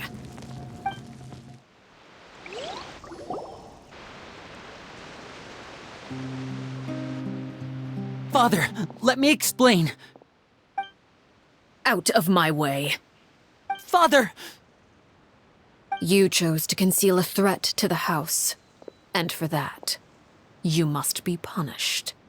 Overall, however, I suppose your wrongdoing is hardly the most egregious of the bunch, so I'll deal with your punishments later. As for right now, the more pressing concerns are the traitors among us. By traitors? Do you mean us? Father, let me explain. We didn't mean to. Fultz, why don't you share what you heard? Yes, Father. Secret Midnight Meeting number 3. Participants, Filial, Nantoi, Sato, Toddy. Nantoi clearly said, if only Father wasn't the one who took us in. Sato added, I'm sick of this life. I just want to live as a normal person. Filial was the worst of them all. She called us crazies and said a bunch of mean things about Father. I did not! You're lying! Fultz is trying to frame us. It's not like I'm the only one who heard those things. After that, you and Toddy and a bunch of other people started talking about Clairvy. You were using all those things Clairvy brought up as an excuse to question Father. We're birds locked in a cage. The only way out is to destroy it. That's what you said, wasn't it? You little. You just want me gone, don't you? What did I ever do to you, huh? And you, Sheplo, have you forgotten who stood by your sickbed, watched over you, and changed your dressings? Come on, let's hear it then. What's your reason for all this?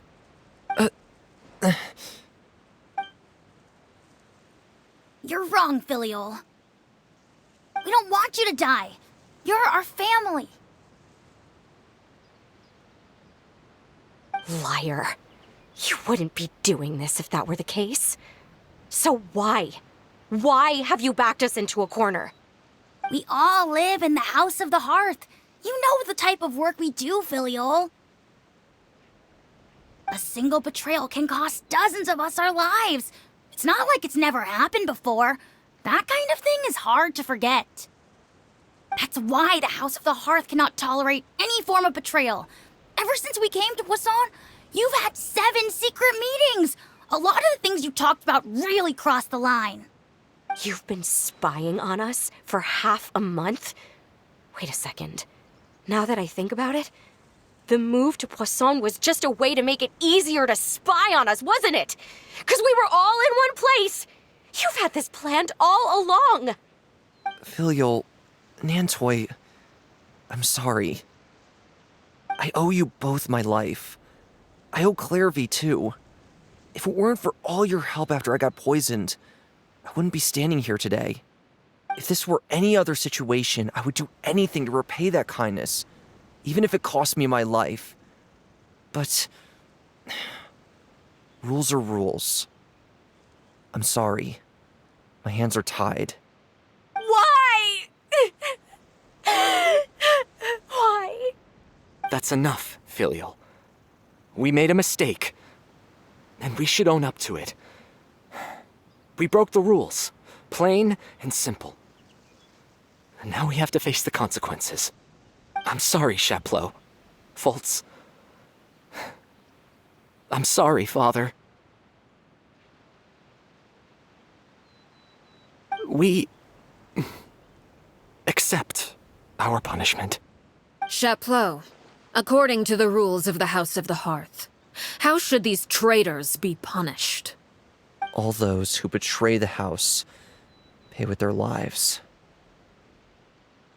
And so it shall be.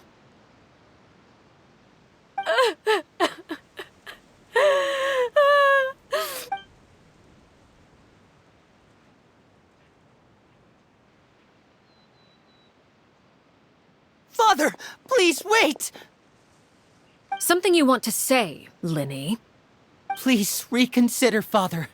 What Filial and the others did, does it really count as betrayal? We all come from broken families. From the very first day we joined the House of the Hearth, we wanted nothing more than to make it a real home. But the truth is, none of us know what a real home should look like. I'm not saying I have all the answers. All I know is this. Killing Filial and the others may uphold the rules, but doing so, please, Father, please reconsider. I agree with Linny. Father, please. Linny, you...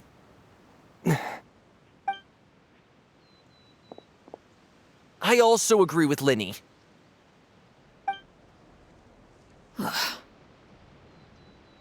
An order once given cannot be rescinded. However, given the extent of your determination, I suppose we shall have to go about this a different way. Draw your weapons and face me. Our weapons? Father, are you referring to a duel? Precisely. The rules of the house will not be altered. Traitors must be punished.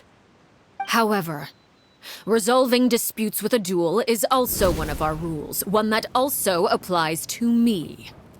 Demonstrate a sufficient showing of strength, and I shall offer a concession. Wait. Beat Father in a duel? Impossible.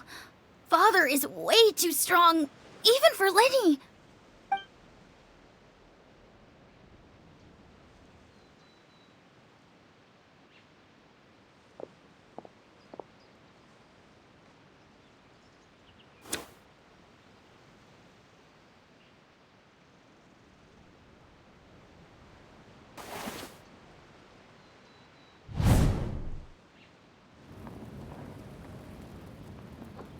Did you hear that, Traveler?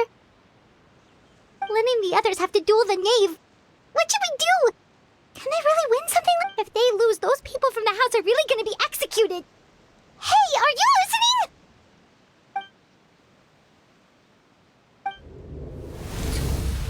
Don't you want to say a proper goodbye at least? Anger makes you impulsive. Sorrow causes you to waver.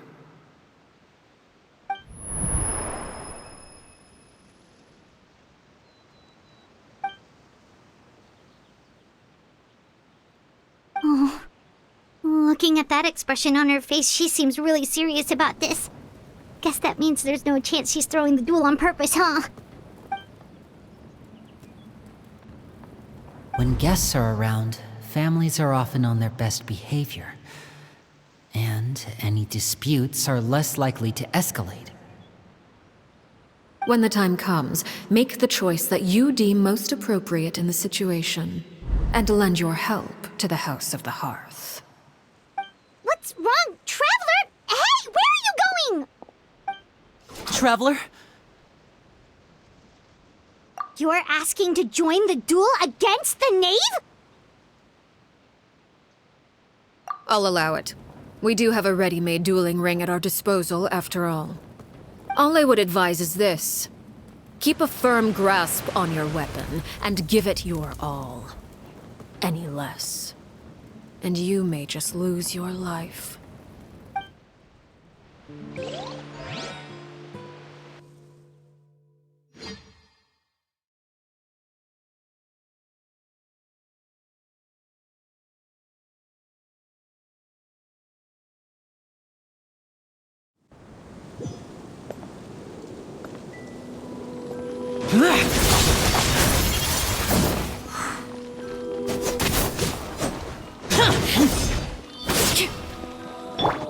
Propagate! How amusing. And voila! With these rising flames! Is it my turn now?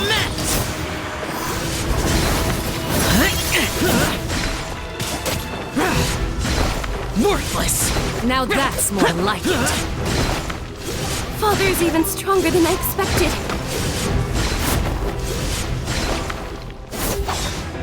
With the fall of darkness, destruction shall rise. Bond is strong! Have a taste of purgatory. I really have to draw my blade. Spare your energy. Running is a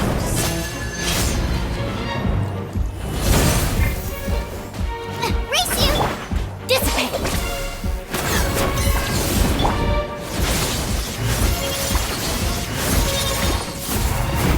Now's our chance! Is it my turn?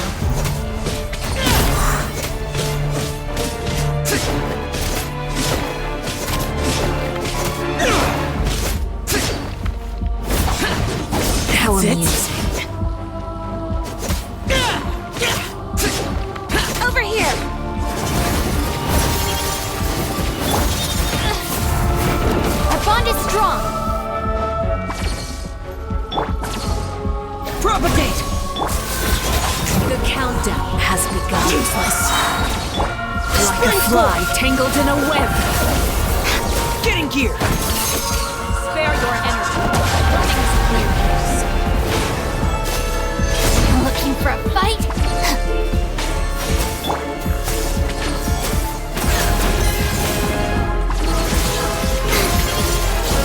How amusing. Watch out for Father's movements! Not bad. You proved to be a worthy opponent after all.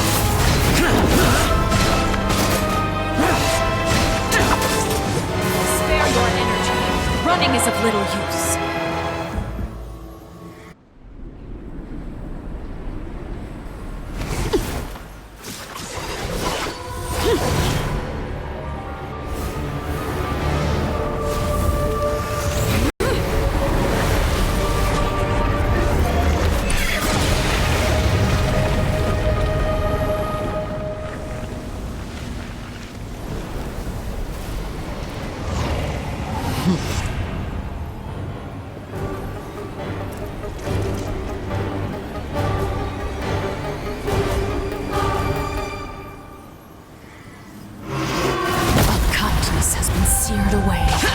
My blade is all that remains.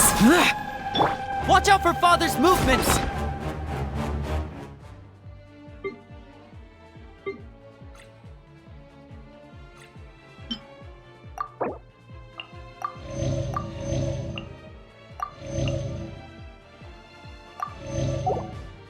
Look out!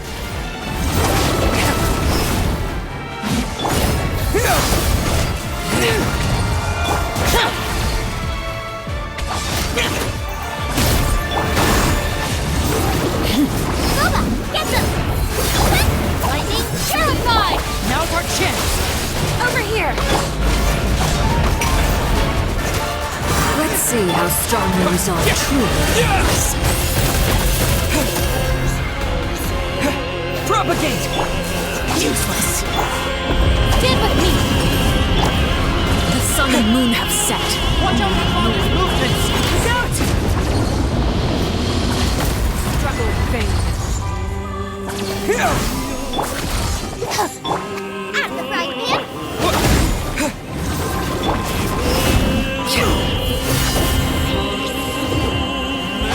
Boring! Now's our chance! Over here!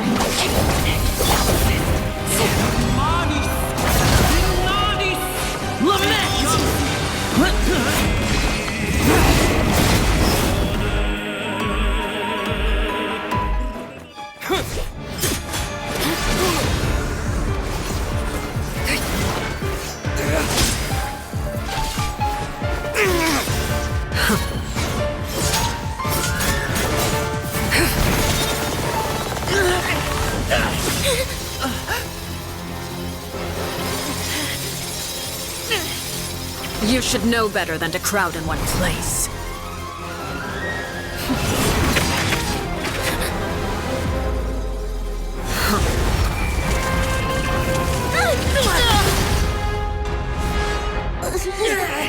Oh, I know. Now! I'm sorry, Father!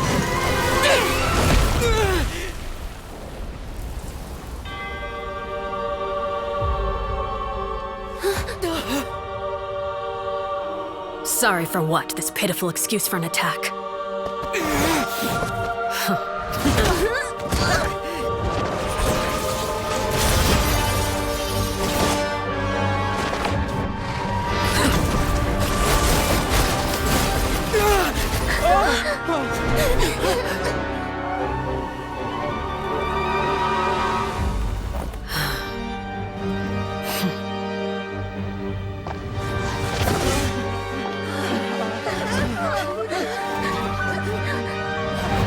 Father, no!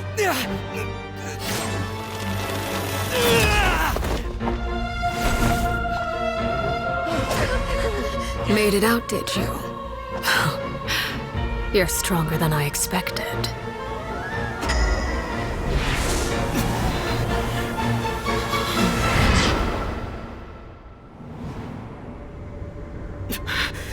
A grenade. Crimson Moon? I can't move.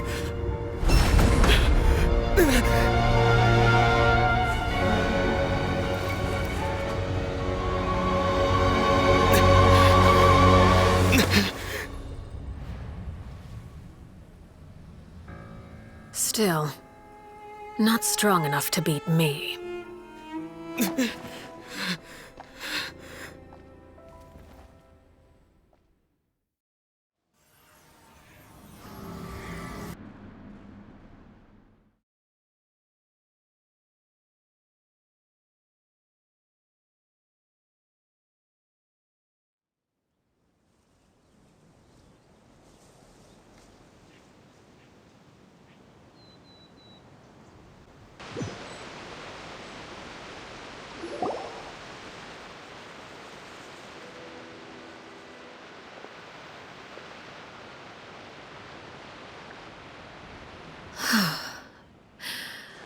I believe we can end things here.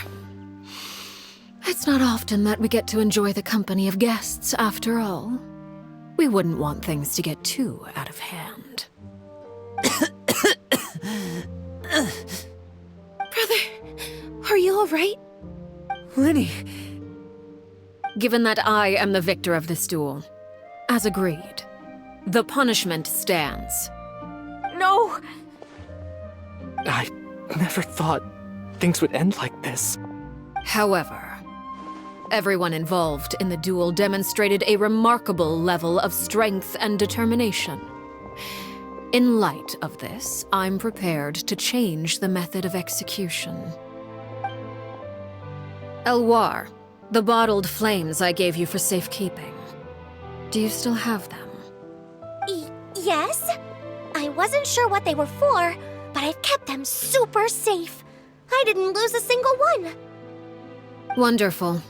Then, in just a moment, I'll have you administer them. Bottled flames? Indeed. They're the product of a secret experiment. Under certain special circumstances, flames can be extracted from my person and preserved. Once ingested, searing pain will spread across every inch of your body. No harm will come to you physically, but your memories will be burned away.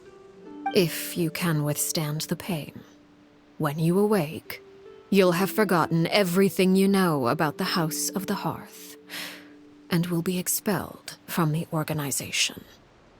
In other words, administering this concoction will kill the version of you that grew up in the house, and give you a new identity.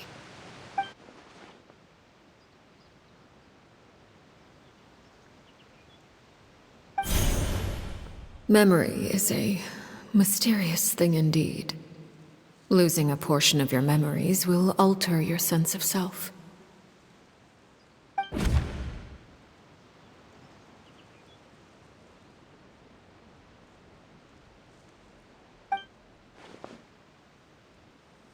So, you're just letting us go, Father?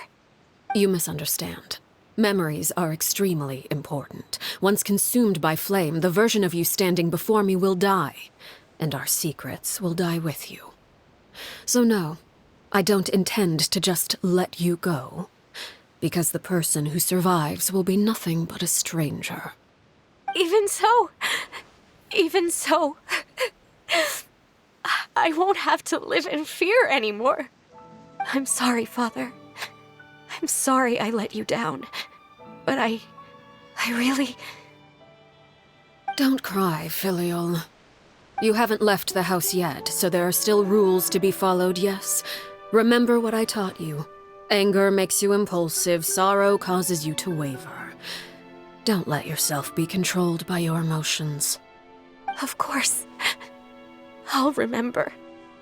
Dry your tears, and go pursue the life you really want. Yes, Father. Chaplot, Foltz, Elwar, take them back to Poisson. And bring Lenny and the others as well. I prepared 3 extra vials of bottled flames. As for whether to take them, the choice is yours. Goodbye, children. The next time we meet, I will no longer be your father. Thank you for all you've done for the house. I hope you have bright futures ahead of you.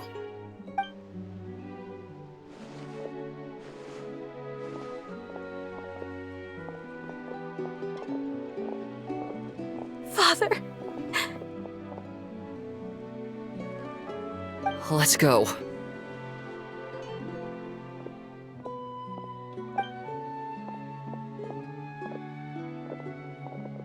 Here, grab my arm, Linny. I'll help you walk back. Thank you.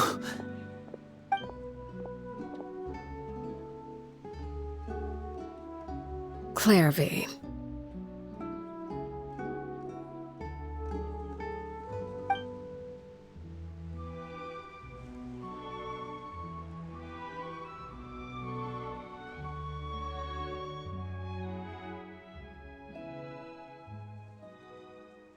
Can we talk now? I've been waiting for a super long time. You really are Perry, aren't you? I haven't seen you in so long. How come you're all grown up? Wait, did I somehow travel to the future on accident? Or am I dreaming? What a long dream. Neither. You died, Clairvy. That's what happened. You could have at least sugarcoated it a little. Look, she's so speechless.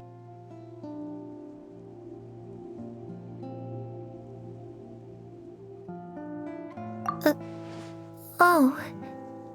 Okay then. Huh?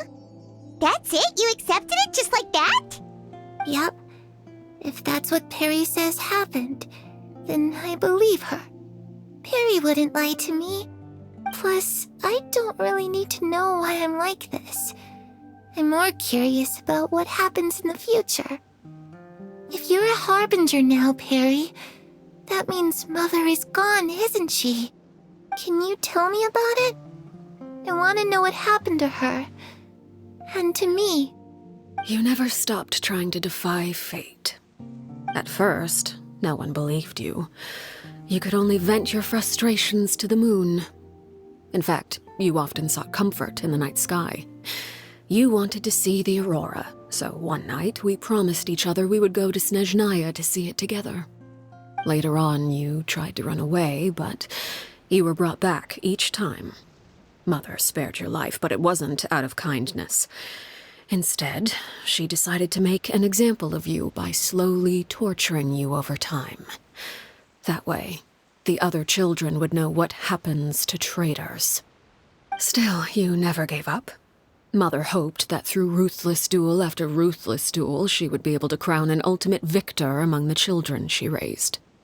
But you called on everyone to unite, to fight to a draw in order to reduce casualties.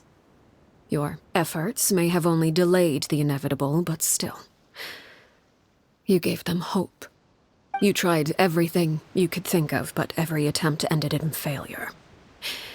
Still, you never turned your sword on Crucibina, and you never turned it on me. On that gloomy day, you told me, "For the last 16 years of my life, I've done everything I can to fight for freedom. But now, I realize that the only freedom I truly possess is the freedom to choose to die." I never imagined I would say something like that. I must have been feeling really worn down. But somehow, I still think I understand. According to Mother's plan, only one of us was going to make it until the end. And I always hoped that person would be you. If I could do it all over again, I still don't think I would make a different choice. Even when I first met you, I knew you'd be able to do what I couldn't. Is that so? Even now, I'm not sure I truly understand what kind of freedom you were trying to pursue. But as the head of the House of the Hearth and as the children's father, I've tried to give them the most basic of freedoms. The freedom to choose their own fate. It's something I discussed with the Iudex of Fontaine. The children who want to leave the house will have their memories wiped clean of all secrets pertaining to the organization. In return, they will be allowed to live a normal life in Fontaine without being prosecuted for their past. Of course, I won't simply hand freedom to them on a silver platter. They have to fight for it and prove themselves worthy of it. Only freedom that is earned has true value. That's more than enough. That's exactly the... You know, Perry, I think you're a pretty amazing king, and a really great father, too. I'm really happy that you're the one who took over the house. I guess I do have one regret, though. I still haven't seen the outside world. Well, it just so happens that our dear guests over here have been to many nations and traveled to countless places. Perhaps they would be willing to tell you what the outside world is like. Really? Of course! We've traveled all over the place. We've got so many stories, we could probably talk your ears off for 3 days straight!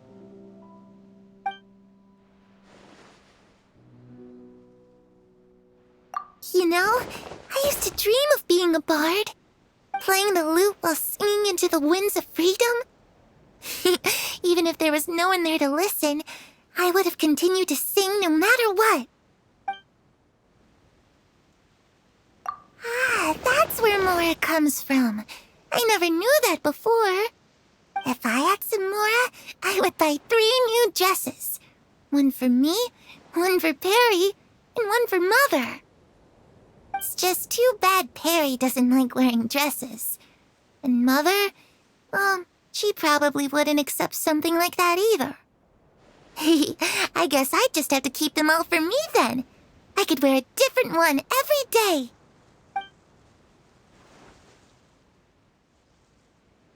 Those yokai you mentioned, what do they look like?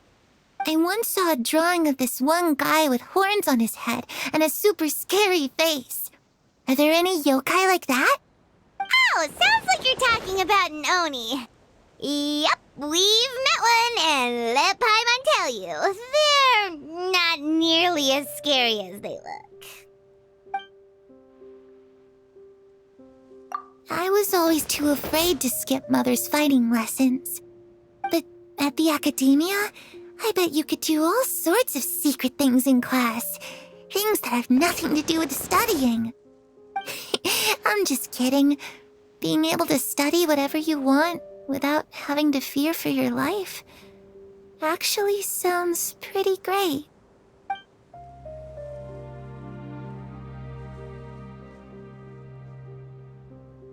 The situation was super dangerous. Lenny and Lynette were accused of committing a crime, and they were going to have to stand trial at the Opera Epicles. Oh no, that must have been hard for all of you. What happened next? Don't worry, we were able to turn the situation around super quickly, all thanks to Detective Paimon, of course. How'd you do that? Come on, tell me. Okay, so it was like this. After the failed magic show, we rushed to the scene and...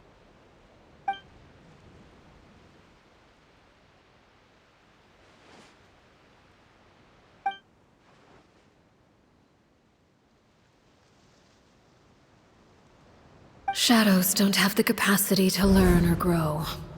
Any new information they encounter is quickly forgotten over time.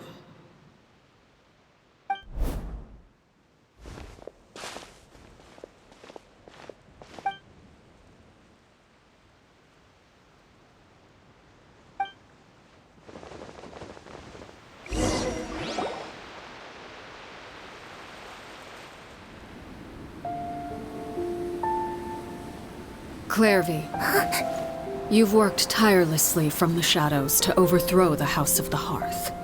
Now, by my authority as the Knave, I shall announce how this matter ends. You are hereby expelled from the House of the Hearth. You are no longer tied to this place, nor are you bound by its rules.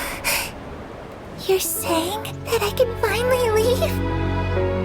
I get to experience the outside world as well?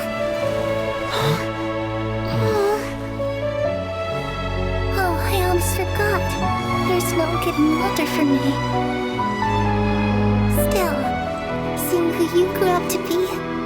Makes me really happy, Parallel. Take care of yourself. Goodbye. May we meet again someday.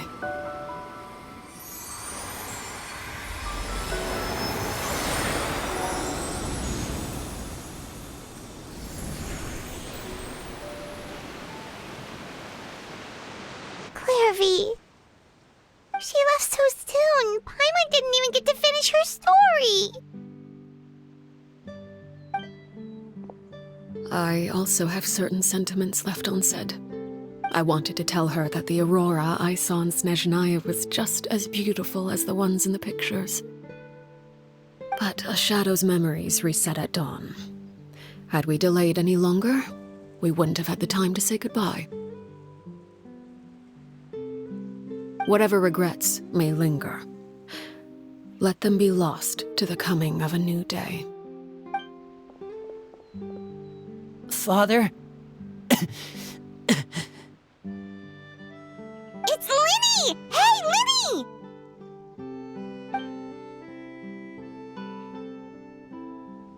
What is he doing back here? Let's go check it out.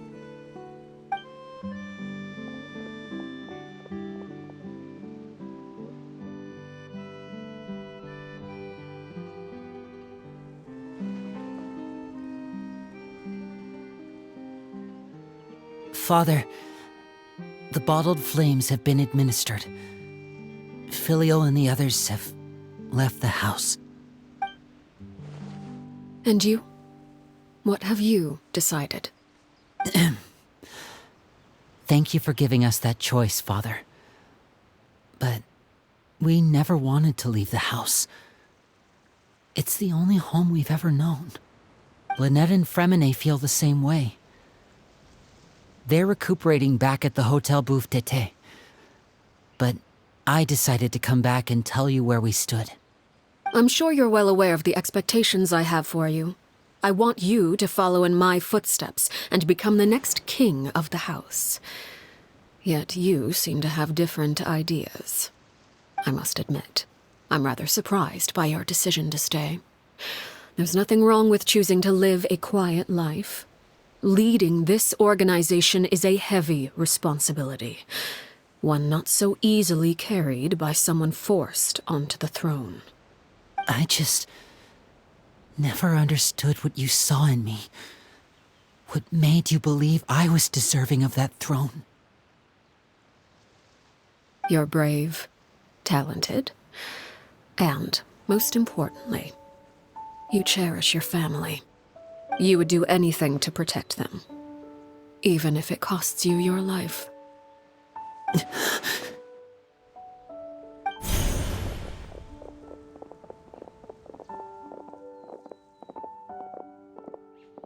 Speaking up back there was so brave of you, Linny.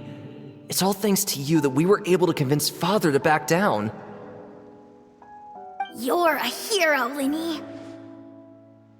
Hero. Father is the real hero. Had Father gone all out during the duel, there's no way I would have walked away with my life. She must have had it all planned from the beginning, from the very moment she suggested a duel. I'm not deserving of that title. I'm not strong enough or smart enough. You're wrong. In my opinion, all you need to be deserving of the throne is conviction and the necessary strength to act on it. We may have different ideas of what it means to be a family, but you can hardly be said to lack conviction. What you truly lack is strength. For someone of your talent, though, that's something that will come with time. Even without that strength, you still chose to face me in a duel, even though the odds were stacked against you. That capacity to honor your convictions is what I truly see in you. Father. No one knows what the future holds, what tragedy or triumph may be in store. Being at the head of this organization requires the strength of will to face whatever comes. Caution will only hold you back. If reaching a certain standard were required to go after what you want, I would never have succeeded in killing my predecessor. Back then, there was still a considerable gap between our abilities. Strength may decide the ultimate victor, but those who let a lack of strength dictate their decisions or undermine their convictions will never be worthy of the throne. I understand, Father. Thank you. Children must grow up to surpass their parents. Only then can a family continue to flourish. The road ahead is not an easy one, so I'll ask you one last time. Are you certain you want to stay? You've done so much for me, Father, and that kindness must be repaid. Plus, with Project Stuja at hand, there are many dangers ahead, and I, for one, don't intend to back down. Protecting my family at all costs. That's my conviction. Then you're welcome to stay. As for Project Stuja, you need not be too concerned. If those cowardly businessmen and heartless dignitaries try to take us down, I'm prepared to teach them a lesson. Having members who longed for the light was our organization's last weakness. With those members no longer among our ranks, the House of the Hearth is like a spider hiding in the shadows. We need only wait for our prey to come to us. At present, our imperative is to use their plan to our advantage. In doing so, a crimson moon shall rise amid the frigid blizzards of winter. No demonstration of loyalty shall go unrewarded, and no sacrifice shall be in vain. As for the two of you, whether we meet again as friend or foe, I'll remember the camaraderie we shared in this moment. No matter how arduous the journey ahead, I hope we both reach our desired destination.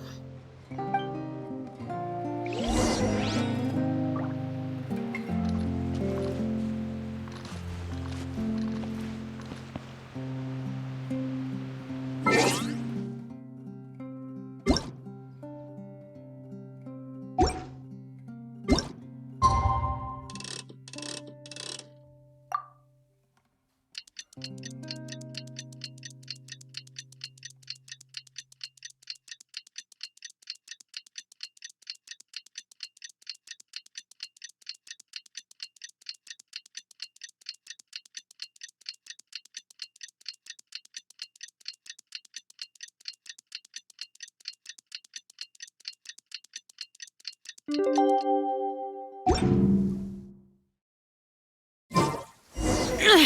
Linny say that Lynette...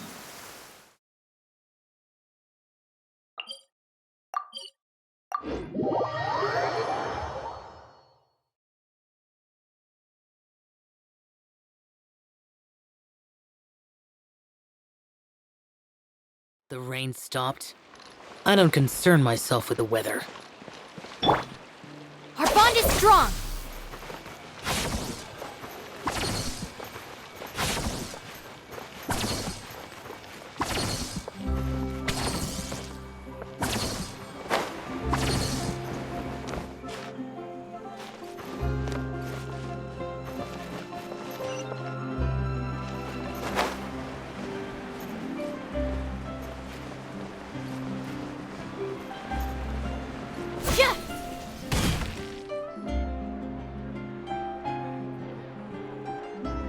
Lynette? Fremine?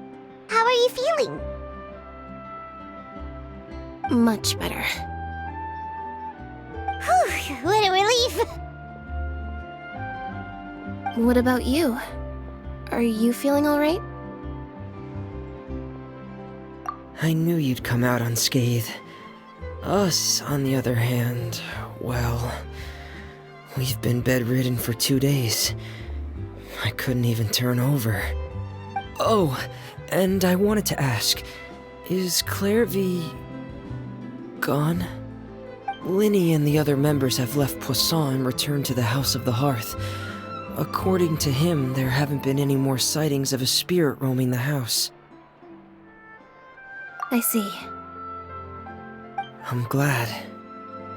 Father came to check up on us 2 days ago and told us about what happened with Crusabina and Clairvy. Actually, I've met Crusabina before. Wait, what? You've met the former knave? Crusabina died a year after Clairvy. It was during the year between their deaths that I joined the House of the Hearth. Crusabina had an extremely cruel and radical way of doing things. While she was alive, the atmosphere in the house was suffocating. When I joined, though, the experiment she valued so much had already come to an end, and all the people involved, dead and injured alike, were gone. Crusabina never talked about the past with us newcomers. A couple of months after I joined, Father killed Crusabina and burned all her files. With that, the names of all the people subjected to her experiments, Clairvy included, were lost to the flames, along with the painful memories they represented. Father took in Lenny and me a couple months after that, but she never mentioned anything about Crusabina or Clairvy. It really seems like something she was planning to keep to herself. The last time you talked to her, did she mention why she kept it a secret for so long? She said she didn't want us to be affected by the darkness of the past. She was worried we'd develop a false sense of gratitude towards her if we knew about it. The foundation of a family should be free of any corrupting influence. Whatever happened in the past, it has nothing to do with who we are now. And that's what Father told us in the end. But I still thanked her for everything. It was only after hearing about what Crusabina did that I finally realized how insignificant our lives could have been. The members of the house meant nothing to her. To say that she valued them in any way, even just as a tool, would probably be giving her too much credit. If Father hadn't taken over the House of the Hearth, I probably would have already...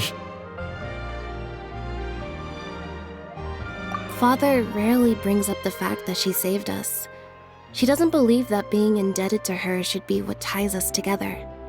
But even if we didn't owe her anything, we would still choose to stay. Because this is our home. We may have arguments or times when we feel wronged. Some people may even choose to leave. But as long as Father is here, we will always have a home. Whether the path before us is bathed in sunlight or shrouded in shadow, we'll follow Father wherever she chooses to go. So I wanted to say thank you for helping us make it through this crisis. Without your help, we could have lost a lot more along the way. Oh, we didn't do anything, really. Of course. You're welcome anytime. Are Filial and Nantoy okay? I actually saw them at a cafe this morning. They didn't recognize me. From what I could tell, they were drinking coffee and talking about one of the operas that started running recently. They seemed happy. If I had to take a guess, I would say they finally found the kind of life they always wished for.